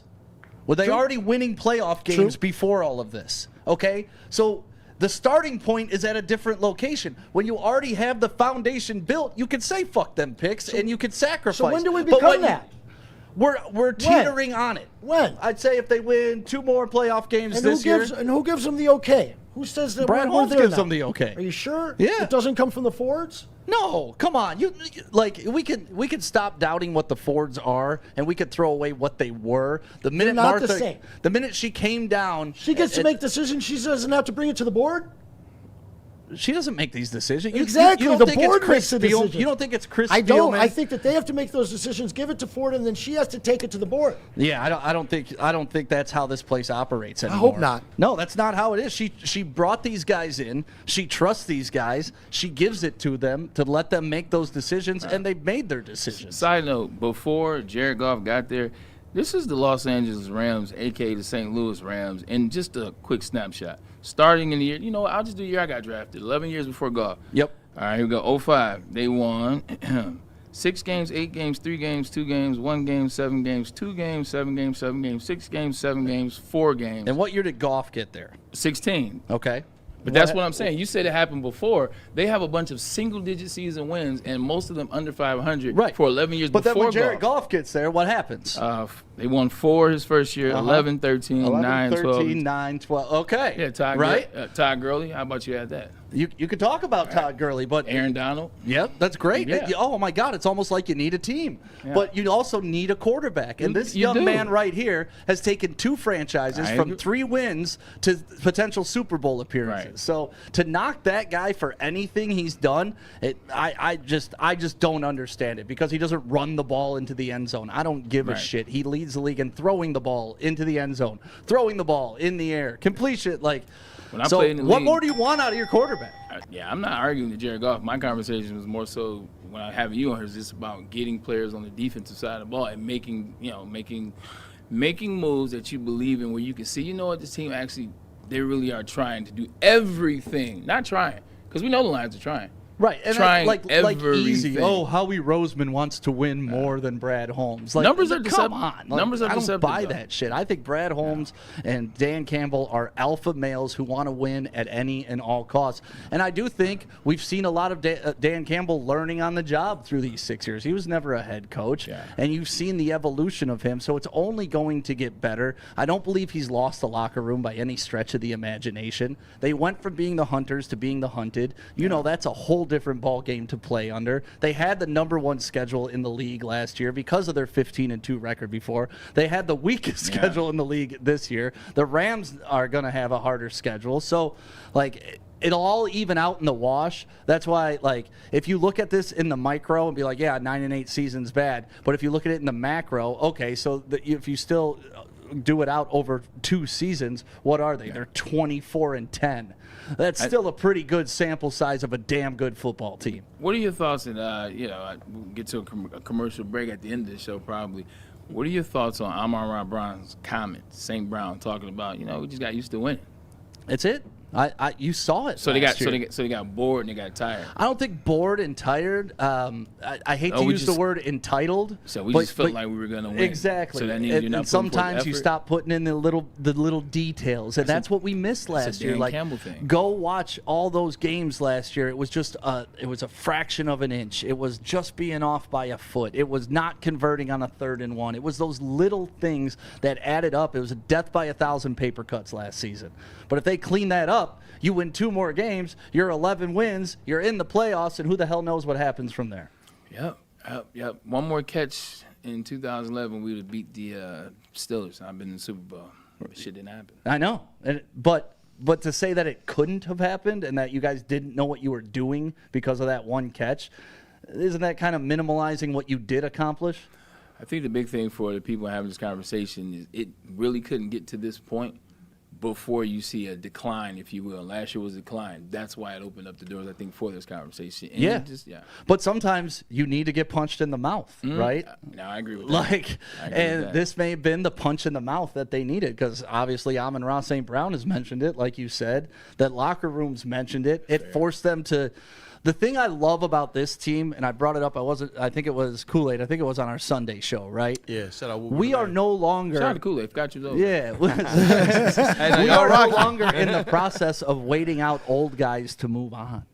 Right? There are no holdovers from any regimes anymore. It's not, we love Taylor Decker, but he's kind of a shadow of what he's been. It's not, we love Frank Ragnow, but he's injured. It's, those guys are gone, and we are young across the board. We are going this way. There's nobody on the team that's trending down. If you want to point at one guy for their age, it's Jared Goff, right? But the statistics show you that really hasn't affected him in any capacity. So that's what excites me most about this team moving forward. They're all young. They're all hungry. They all haven't done it yet. And so there's no more old dogs on this team that eventually you're going to have to take the pasture and put down. It's all young guys that have been brought in with a similar mission, coached a similar way for 6 years, and that's called culture, and that's what will lead to a Super Bowl. Yeah, I'm excited to see as well, man. I think of being in the NFL, seeing this thing play out like right before my very own eyes. A lot of times when you start having success, what goes up? The money goes up. Yep. The ads go up. The time goes up. The attention away from the game goes up. The distractions go up. You mix all that in, and you can have a season like last year. Yeah. And then you see the refocus. You see the retooling. So now you spin fire. Yeah, thank you, man. But that's why if you look at seasons now like quarters, right? Or, that's why I'm saying look at the big picture, We had a really good first 2 quarters. We had a shit 3rd quarter last year. It's time for 4th quarter. Bring it back. I like that. I think we're going to end on that one, man. That was fire. Shout out to my Thanks brother for bringing Stick, me on, man. Anytime, Yeah. man. Stick. You can come up here and address your grievances anytime. And this is what really grinds my gears. No. Shout out to that, man. Well, look, we love Stick, man. We're glad to have you here this week. Yeah, happy to be here this week, man. It's just so cool to be in our own studio, and the vibes are different. We're making decisions fast. We're moving fast. We got bigger things planned. You got to see this presentation conversation that we're doing for college football game days and shit. Yeah, I was talking about talking to that, you know who, Joey, like that. We're moving forward on that one. Dude, Joey has turned into an absolute monster. Animal. Total animal. I I'm love excited. Joey. How's custody working between you two and Woody? How's it working when you're in town? With Vanson? Yeah. Anson drops Joint him custody. back off. Yeah, no, Woodward the pup is the greatest pup. But, yeah, like to bring a pet down to the Cayman Islands, you need to put them through all this shit. They got to get all these shots. And Woody never had a microchip. So all the shots he got prior to the microchip don't apply. Because I don't get it. I don't understand it. But it's like 6 to 7 months to get him ready to take down the island with me. So he's over there taking a nap, man. yeah, it's gonna be an island boy. Yeah, man. Twins. That's interesting. No, I can't say that on there. We'll talk about that off here. Whether you're buying a home or refinancing, the team at the State Title Agency makes the closing process simple and convenient. We say it all the time. Over 20 years of experience. That makes them know exactly what they are doing. Experience is key. Now, you mix that with my guy in the B, Sahai's expertise. They can guide any title or escrow transaction to a smooth landing. You know they're busy. They know you're busy. So that's why they got weekend closings. So they have late night closings. Just by appointment. Check this out, man. For all your title needs, call Mr. Deeds. Are the Los Angeles Rams making you lose it? Well, you need to reach out to our friends at PurePsychMI.com. Listen, all jokes aside, it's easy to talk about sports, but for us fellas, real life, that's not so easy. PTSD, anxiety, relationships, whatever it is, you need to get the ball rolling. You need to head to PurePsychMI.com now and get the ball rolling. It's not cookie cutter. It's tailored just for you. They're throughout Michigan and Northern Ohio. So make the move today with Pure Sight. This is a hungry bear. This is Carl and Jeff. Carl isn't worried because he has focused energy to spare thanks to Thrive energy pouches. Jeff didn't use Thrive when Carl offered. The bear is happy about that. Don't just survive. Thrive.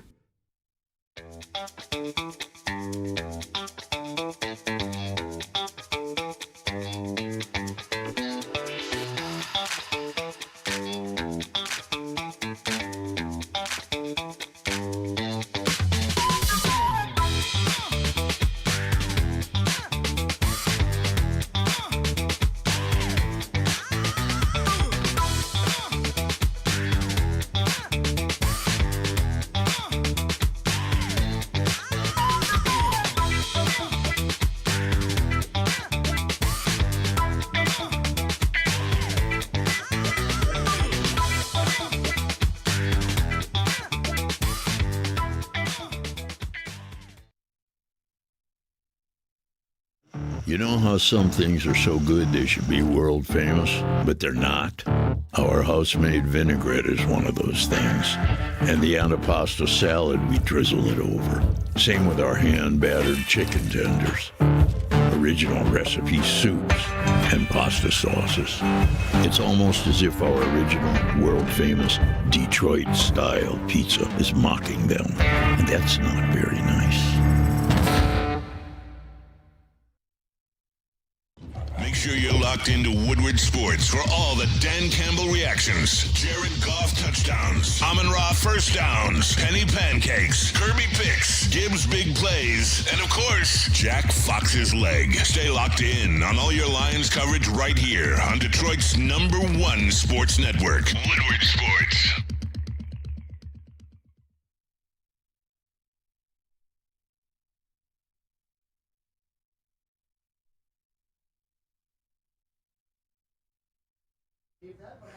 Shout out.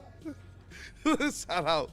Hey, look, man, Stick, he just set it down here. And if we had the chair, I know he would be relaxing in the massage chair. We got to get it back here in the studio.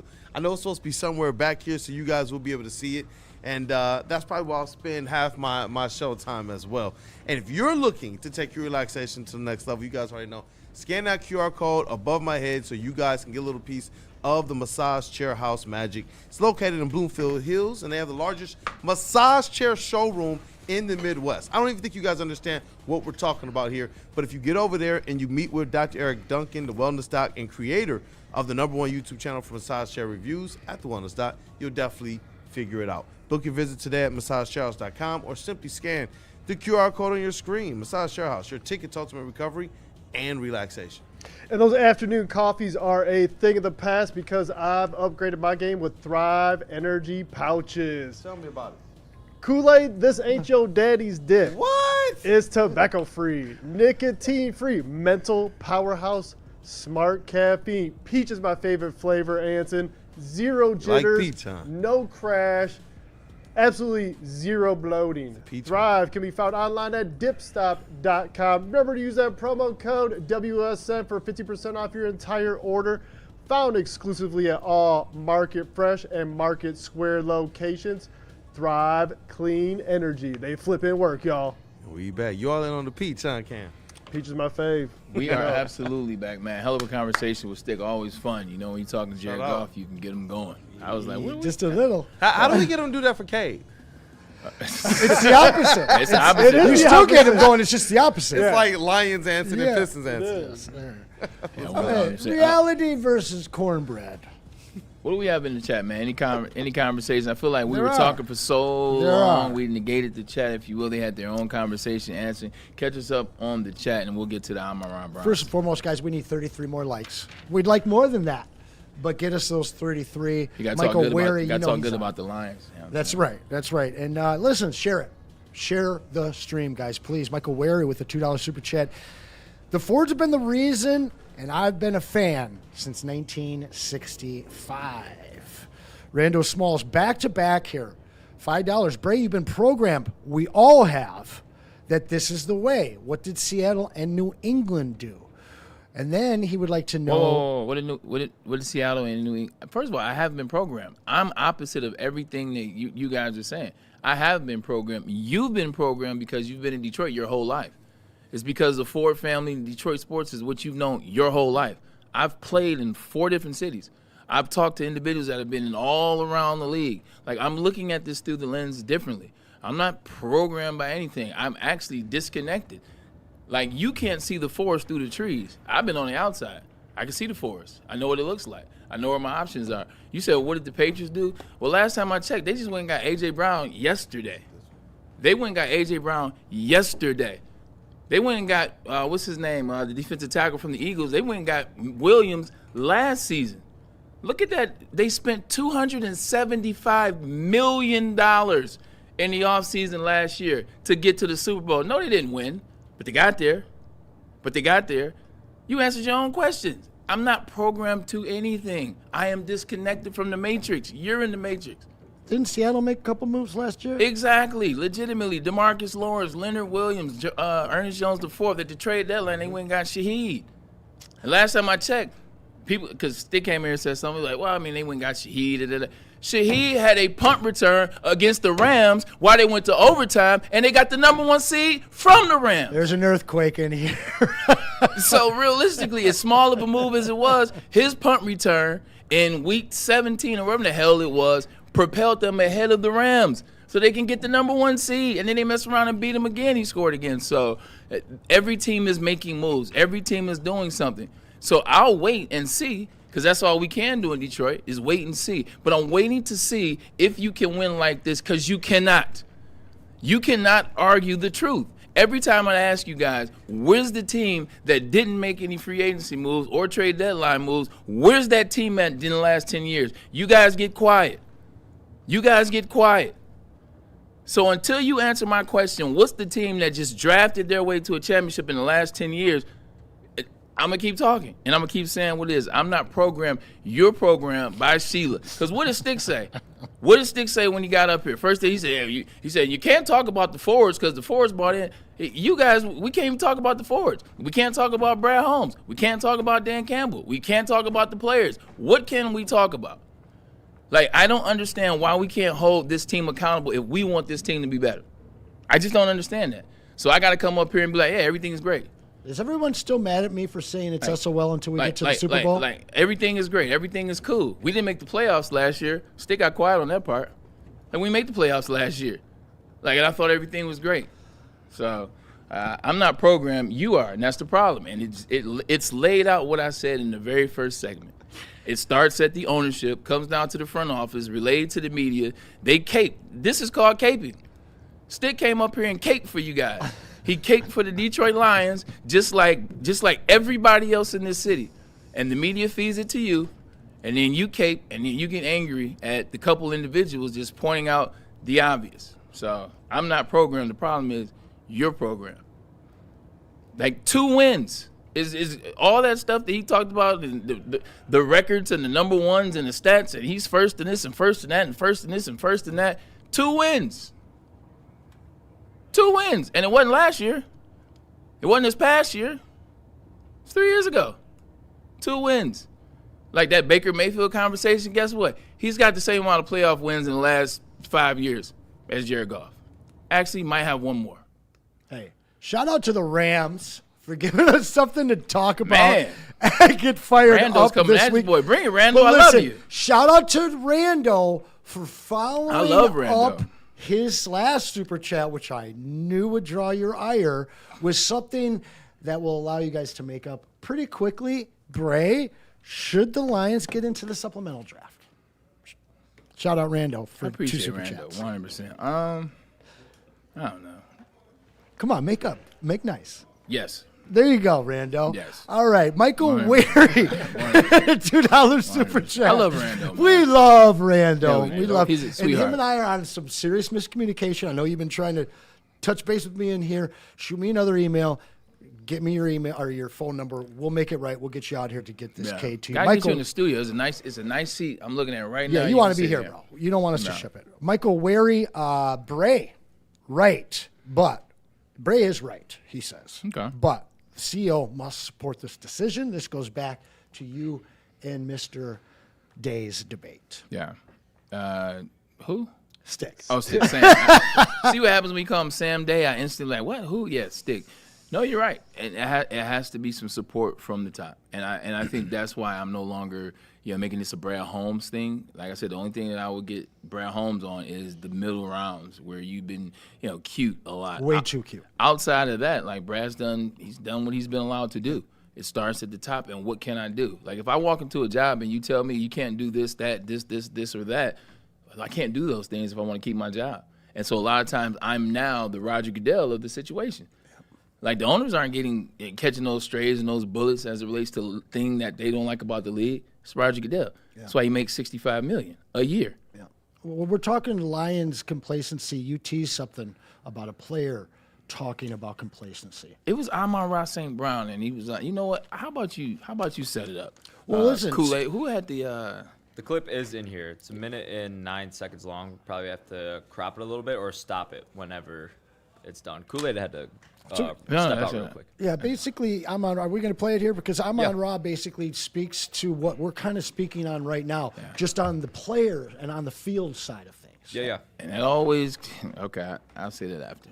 I'll save it after. This is good. Let's throw that in there and we'll see what it is. Because it's also good to get the energy of where the players are now that they've had a down year. Yeah. And now they come back. Now they've been able to kind of reset. I'm really curious to hear your take as a former player. We'll get that in there in a second.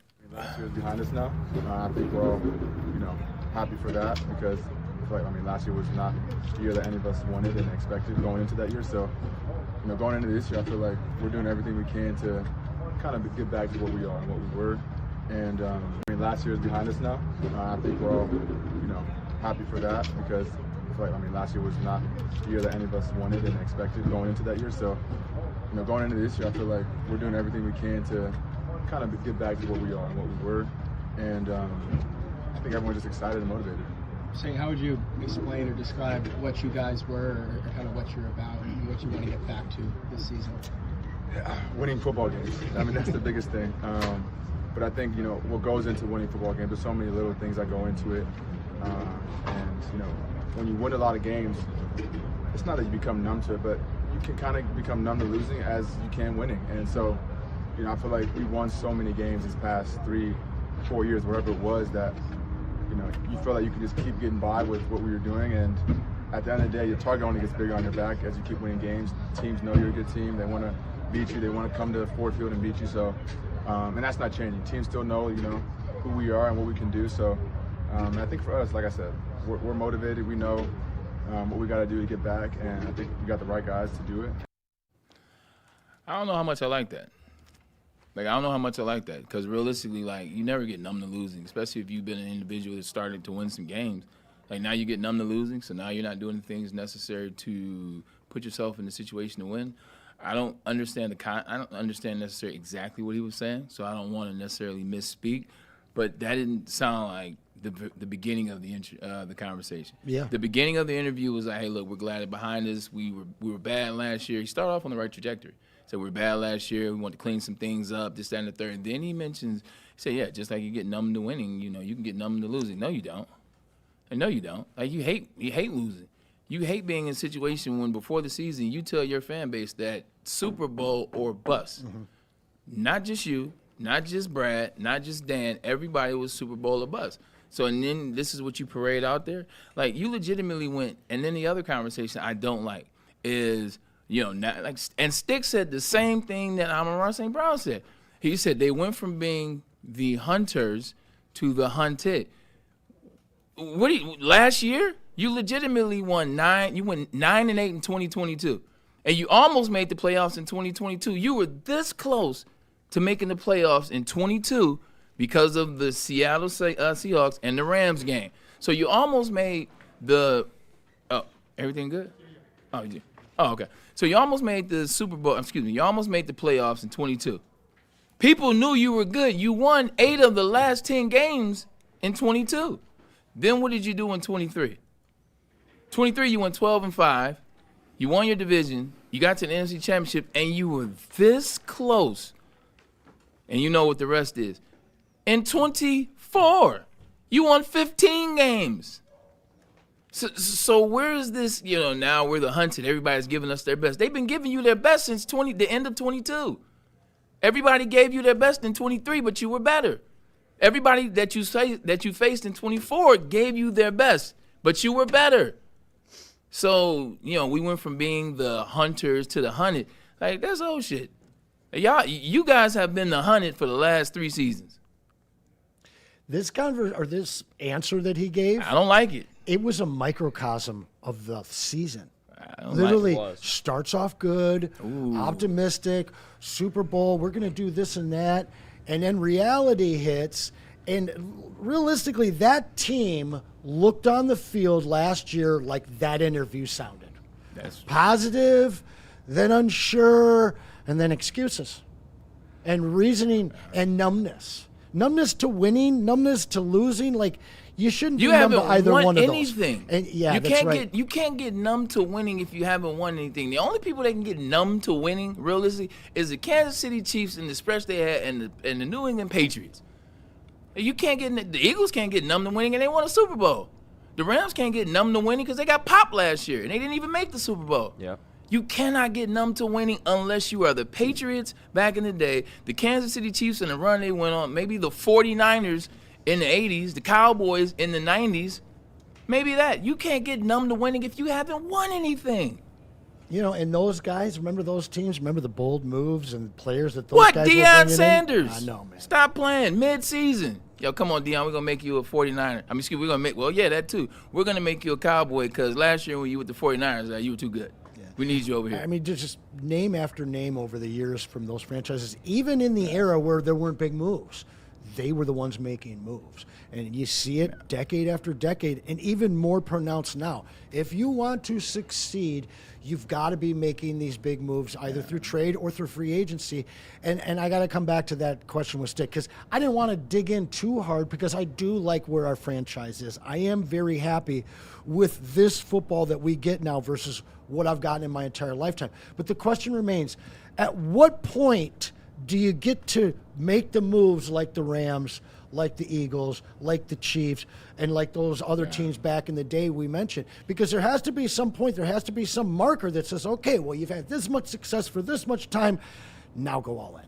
But I don't know when that is. Go ahead, B-Lab. I feel like we've hit that point too, to a certain extent, especially after the season where we went 12-5. We saw that really, really good offseason we had following up that point. I feel like if they kind of have a similar season to how they did in 23 where they won 12, 13 games and they reach that point again, I don't think Brad, and especially how we touched on it before, the Fords could even pass up on another opportunity like that, especially if they have a growing concern at a specific position that there was at one point. But I think that we had the opportunity already. We 100% did. And we had the personnel and the capital to make that happen in a way. But like I said, that you can't make the same mistake twice, especially not in the National Football League. And that's another thing, too, is they have to learn from what they did in the past. Can't be complacent. You can't just sit there, like Braylon said and like how Brad said it, and say we're good, because we weren't. We didn't make any changes. And then we saw the fall off from 15-2 to 9-8, essentially. Yeah, 1,000%. Kool-Aid, where you at with this, man?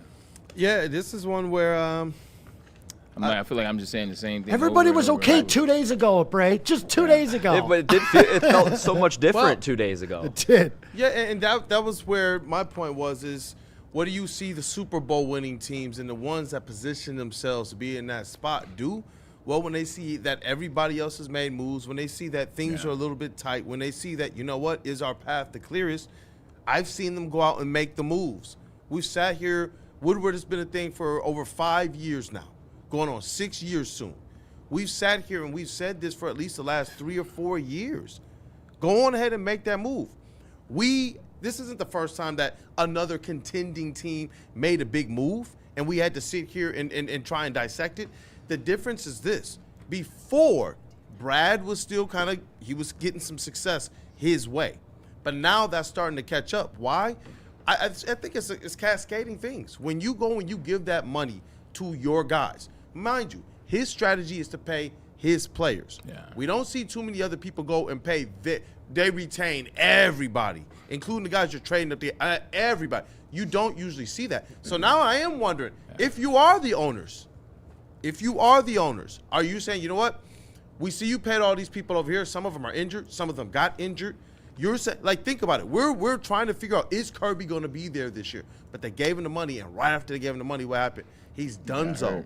And that's what I'm saying. So it's tough, man, because we sit here, and I think now for the first time, we're actually able to have these conversations while they're not doing so hot, while we see them taking steps backwards, while they're not meeting the expectations that they set for themselves. And that's where it gets a little tough as a fan to digest all of this and just be as gung-ho as I was before. I want a Super Bowl. I like that they're winning. I'm glad that Anson at least admits that I like that they're playing a better brand of football. But we all signed up for at least a Super Bowl appearance, let alone a Super Bowl win. When did we sign up for that? At birth? Oh, listen, all you didn't fans sign up did. for that in 2020 or 21, did you? When they sold us the bill of Super Bowls, when it comes out when of did they sell the us that, coach's mouth and out of the GM's I don't mouth. remember that, though. I don't remember them telling us Super Bowl. 24 and 25 before the season started. Dan said it. Amon-Ra said it. Jared Goff said it. And Brad Holmes said it at the podium. They said what? He said it's Super Bowl or bust. Okay. Because he kept pushing the conversation. He kept asking, and he said it easily. In 24, Dan Campbell said it, and the players said it. 25, before the season started, Brad Holmes said it. Brad Holmes said it. And that's why it makes it even more damning when your GM says it, your coach says it, your players say it, and then you go out there and go 9-8. I haven't heard a lot of that lately. I haven't heard any of that. I know it's early, but I haven't heard any of that. All right, cool. Let's get a quick commercial break in because we went an hour and a half. We got to pay a lot of bills. We got to pay a lot of bills. Where you at? What you need? You need Founders? They need pizza. I know that. Pizza? Oh, yeah, we're going to go Water Hazard and what? We're excited to add the Water Hazard to the bullpit from our friends at Founders Brewing. You've probably seen the bright blue drink. Yeah, that's the Water Hazard. And I know hazards are usually a bad thing, especially on a golf course, but not the Water Hazard from Founders. It is an amazing drink. It's a vodka-based cocktail at 5% ABV. That's citrusy, refreshing, and it's gluten-free. It's a big one right there. It's also the very first canned vodka cocktail from Founders. Check it out, man. It's a smooth, crisp drink. It's summertime. Summertime's coming. You want a nice little chill, something that gives you just a little bit, not too much. But that's going to be the Water Hazard from Founders Brewing Company. Tell them, Bryce, some water hazards are a good thing. Man. You know what? Feel me. Just don't sink your ball into the Water Hazard. Love that brand new water. Love that brand new Water Hazard. But then there's the old school Detroit style deep dish pizza. 80 years old. They've been doing it for 80 damn years over at Buddy's. They got locations all around Metro Detroit, and we want to save you on your slices. 20%. Woodward 20 right there. You see it when you head on over to buddyspizza.com. Put that in. Save yourself. Or you can save up to $200 off of catering by using that same code. But again, you can also get it in person, so head on over to your nearest Buddy's Pizza. You know how some things are so good they should be world famous, but they're not? Our house-made vinaigrette is one of those things. And the antipasto salad, we drizzle it over. Same with our hand-battered chicken tenders. Original recipe soups and pasta sauces. It's almost as if our original, world-famous Detroit-style pizza is mocking them. And that's not very nice.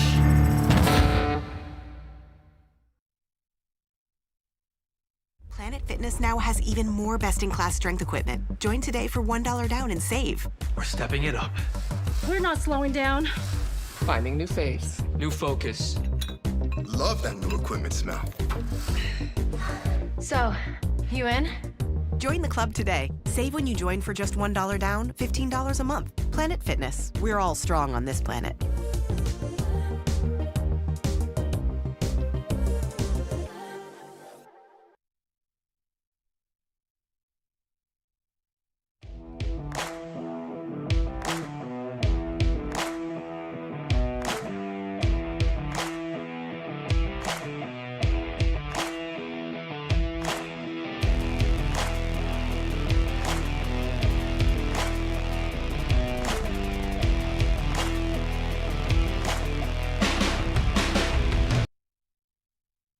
Black Rock Bar and Grill, home of the steak on a stone. And now we want to invite the events, man. We know that it's summertime. Summertime is full of events, but we want those events to be at Black Rock. We want you to pull up.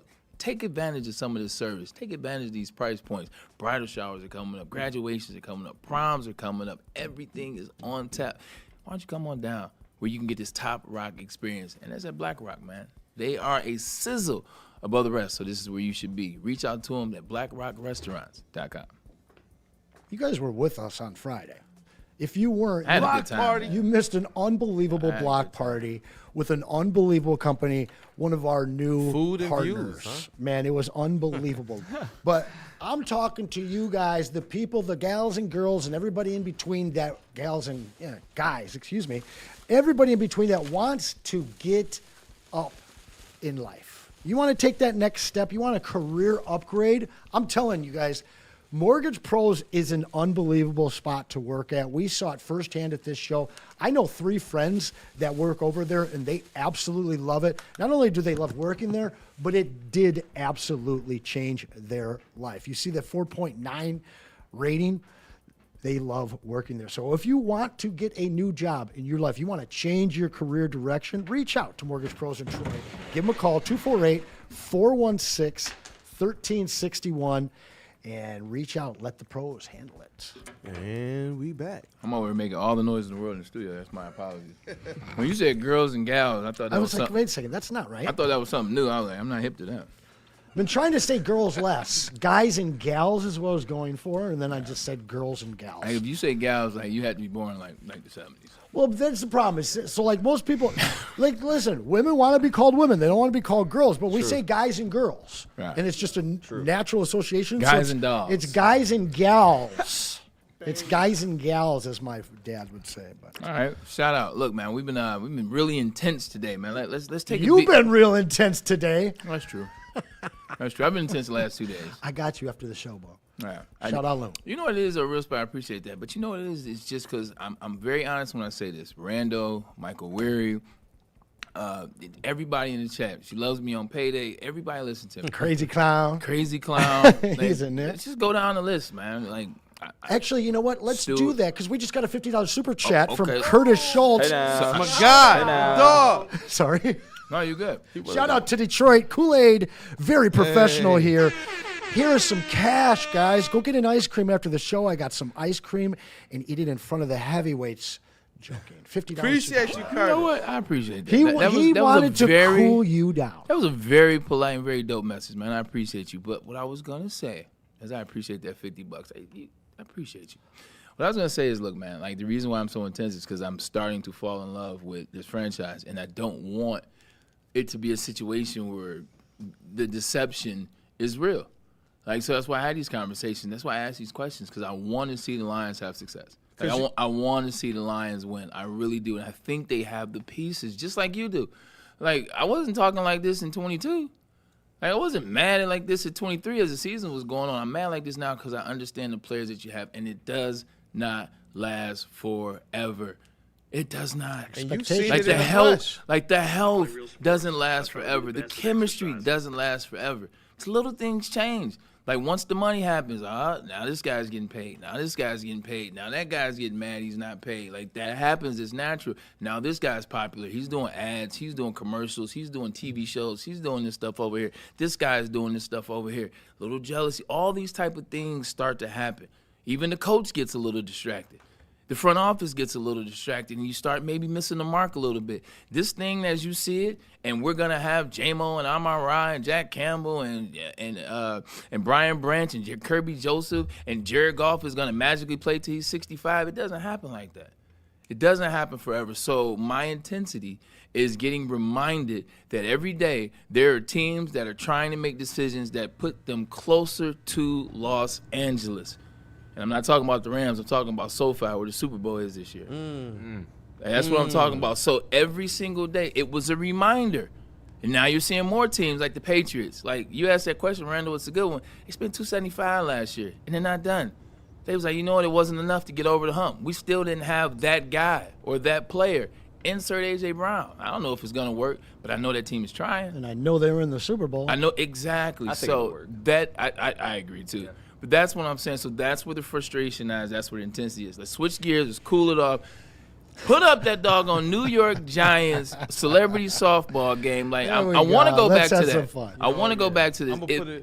If this was your star, if this was Jahmyr Gibbs coming off injury, if this is Amon-Ra St. Brown, hell, if this is Brian Branch now, that's a better one. If this is Sam Laporta, Brian Branch, Kirby Joseph right now, how are you feeling? Because I damn sure hope you feel like I do. Throw that up there if you will. Nah, I got you. I'm going to play it first, and I'm going to get on screen with y'all. Oh, okay, bet. Let's see what we got. Keep him open so he can narrate that. And he bombed that joint, though. I will say that. That's Cam Scatterboo hit that thing out of the park. Wow. Shout out to Scat. Abu. You know what I'm saying? I'm a little older. I had to clean that one up. So this Scatterboo, the nice jogging around. I'm just not of the mind. See, right now I'm cool. I'm like, okay, he's batting. You can hit. You know, he'll be all right. He's skipping around the bases. He's having some fun. He's dapping guys up. Ooh, hey, okay, I got you. I'll run you over. Oop, touch the bag. I think he missed second base. And here we go. We get home, and everything is cool, and it's a great event, and I'm not mad. Oh, wait a minute. Shout out, first of all, shout out to the no-tuck backflip as he stopped and went backwards. That's pretty impressive for the big fella. But how are you with your team, your players playing in celebrity events? Because our very own Amon-Ra St. Brown played in the NBA All-Star Game, celebrity game this past season. Shout out to Kool-Aid, who was in the building. And nice. I remember when Reggie Bush rolled his ankle in Vegas, and New Orleans Saints were feeling some type of way. Where are you at with this type of energy? Because you also saw Malik Neighbors play in the game a little bit, kind of limp around the bases. I got one name for you. Oh, I already know where you're going. Robert Edwards? Yep. Robert Edwards on the beach, flag football game. Beach volleyball. So, yeah, you're not with it. And listen, Robert Edwards was on his way. He was, fact. Was that his first offseason after his rookie year? His first offseason after his second year. Robert Edwards was ready to be a top 5 running back in the league. Completely blew out everything. ACL, MCL, PCL, meniscus. He tore it in the sand. How long ago was that? 20 years probably now? Like 90, somewhere between 98 and 01. Dang. Like, I have to look that up. I had to look, yeah. 100%. It was like when the Patriots were starting their ascent. Actually, I think it was after their first Super Bowl. So it would have been like 98 or 99. But anyway, I got a little 99. There it is. 98, 99. February 5th. Wow. During the Rookie Beach Bowl. I got some imaging of a player that was on the team, but he didn't care about that team because he wanted to play in a celebrity game. Go ahead and throw that footage on there, if you will. Kool-Aid. This is a celebrity game back in 2008, 9. Give me a second. Okay. Yeah. How about the old timers game in the the early '90s when the old timers when old boy blew out his knee completely? Who the hell was that? Michael Thompson. Oh, the Hooper. And they ended that game after that. While we're on Never the did the Cam, old timers game again. while we're on the Cam Scatterbo topic too, there was a moment in time, I believe it was like right after the season ended, and I know he had his injury like towards the late end of the season, but he was at like some WWE event, like going crazy, yes, like in the walking front around, row. like like doing a bunch of crazy stuff. I'm thinking to myself, I'm like, how did he like? He didn't I couldn't wrestle. He just got in people's No, face. yeah, he did, but he was a part of the up. show. Yeah, he was up and like moving around and stuff. He and I took was a thinking, lot of like, flack for that too. yeah, and I was like, well, I was just surprised that he was even there to begin with. Like, I know he's like an energetic guy and he likes to be around and stuff like that. He's a young kid, you know, and he's doing his thing. But like, I was like, dang, dude, like you just had a terrible injury. Like, There were character concerns. They're working. Yeah. There were. We're gonna be I able love to his get that one character, in. Yeah. Or it's too old. What'd you think of we're this? gonna be able to get You it. like this? No, this is the great. house This is fire, right? This is actually fire. Show on the back wall, guys. This is actually fire. I was trying to fit verse in the front seat. Because it makes sense The too. 10 wins or bust is my favorite. Yeah, that's sneaky good. That is sneaky good. It looks just like actually both of them a little bit. no, it is good. Yeah, that's pretty good. Yeah. Detroit. I'm getting good at it. And he drove all the way over here in the Maserati. I like Dan Campbell's to-go stick with his clothes. The and- Maserati. It's the old school hobo stick. yeah, it is. I love the hobo The stick. vagabond. I love the You hobo telling me stick. he traded in the wheelbarrow for the hobo stick? He Is got the wheelbarrow coming back this year for Dan Campbell? Is that Detroit in the background too? Yeah, that's what I was It just about to is. say. That It I was like, is. that's They- good. That's good quality. He's getting the hell out of there. They're trying to head to LA. That's where the Super Bowl is. I'm telling you, like realistically, if you want to have some fun, you want to bet Los Angeles versus Los Angeles in Los Angeles. Like I'm dead ass. I'm all in on the Chargers. I'm all in on the Chargers. It sucks because both teams don't have fans. You know what? But Super Bowls ain't about your fan base. It's true. It's about Like, celebrities. That stadium will be The packed. Super Bowl that Can you California imagine? doesn't deserve and probably will get. That's Yes, fair. exactly. Los Angeles versus Los Angeles. Like, I'm telling you. I love it, to be I'm honest. telling I'm you. not hating it. Jim Harbaugh, year 2, year 3. Harbaugh I was versus gonna say, McVay. Anson, if you can, let's tell the people about Supreme Lending, and then we'll come Yeah, back to let's that do dunk that. to end the show. Let's do that. Guys, it's home buying season, so you got to give our friends Chad and Chris a call over at Supreme Lending. Here's a number. Chris, you can reach at 248-379-5214. And Chris, you can reach at 720-508-0621. That's Chad and Chris. Reach out. If you are going to refinance, you're going to buy a new home, or you want to upgrade this summer, get in touch with them now. 0% down payment plans.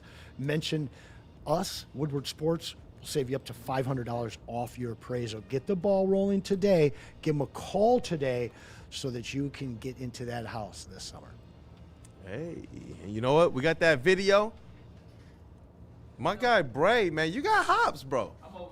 Talking stuff about players playing in games. That's why I said, would you want your player playing in games? Me, man, any celebrity game I was invited to, I was playing. Hell yeah. Whether it was Hell softball, yeah. basketball, it did not matter. This right here, Curtis Granderson invited me to this game. And so, you know Cool, what? bro. I took it a little bit serious. Let's see what we got, Kool-Aid. Oh, yeah. So this was a dunk off. Game ended in a Hold tie. on, bro. Hops, bro. So this is, you know who I'm in this contest with. Bunnies. Just a little something. Hey. Peep the shoes, though. Peep the pennies. Hey. Ooh, who's that? Springs. Oh, from And one and From and one, that's, yeah. Yeah, that's Springs. Wait, So, you were in a dunk contest with and one's spring. 1,000%. I ain't backing And down. hold your own. I ain't backing down from nobody. Look at this one. Hold I on. ain't backing down from nobody. Young Bray. Check out Got this the one. pennies. He. Woo! I'm so mad I didn't realize I was a 2-foot jumper until I retired. Like, let that sink in. Dog. I didn't realize I was a Dang. 2-foot dunker until like I retired from the NFL. Hold on. It's a lot. You and Dominique. It's a lot easier jumping with 2 feet. It is I a lot easier. would tell you that. Look at Bray with pause at the end, dog. Oh, you said pause. Bray was like, man, get out of here. Get out of Man. here. Hold on one more time, dog. Bray was like, did you just see the move I did, bro? Ain't nothing sweet around here. Get the hell out of here, Frost. That's exactly how we should treat the Tigers right now. If you ever want to ask me, was I competitive? That right there is the answer. Because Get out of here, Frost. I knew good and well that dunk was not going to be Springs. Shout out to Springs, man. A hell of a thing. It's 4:01. Can I just say, That's the like button. To watch something that I literally dream about in my dreams and have wanted my entire life. What was this? My man, you can shit out. Those were some dunks. Yeah. I am impressed and jealous as hell. I appreciate that, man. Basketball player dunks. No, Not bro. like a football player who I'm sick about it. I'm not even gonna. I'm man. You crushed us. Yeah. You show the ticket where you crushed us 20 years ago, and then you end the show with that. You started and ended like that. The only thing I would say about that video is I wish I still had those knees. Appreciate you guys for tuning into the show today. This is what be helping we out the do. Lions right now. Woodward Sports 2.0. Look, man, every once in a while it's going to get a little bit testy around here, but it's all in love, man. You guys know I love you. You know we love you, and it's all about these teams. We just want to hold them accountable. We want these teams to be held accountable by people that love them, and that is us, and that is you. For Anson Wells, Sweet Potato Cam, B-Lad, in my right hand, Kool-Aid. We will see you guys mañana. Let's go. Hunting season is almost here, Detroit, and your Lions are on the prowl. Make sure you're locked into Woodward Sports for all the Dan Campbell reactions, Jared Goff touchdowns, Amon-Ra first downs, Penny pancakes, Kirby picks, Gibbs big plays, and of course, Jack Fox's leg. Stay locked in on all your Lions coverage right here on Detroit's #1 sports network, Woodward Sports.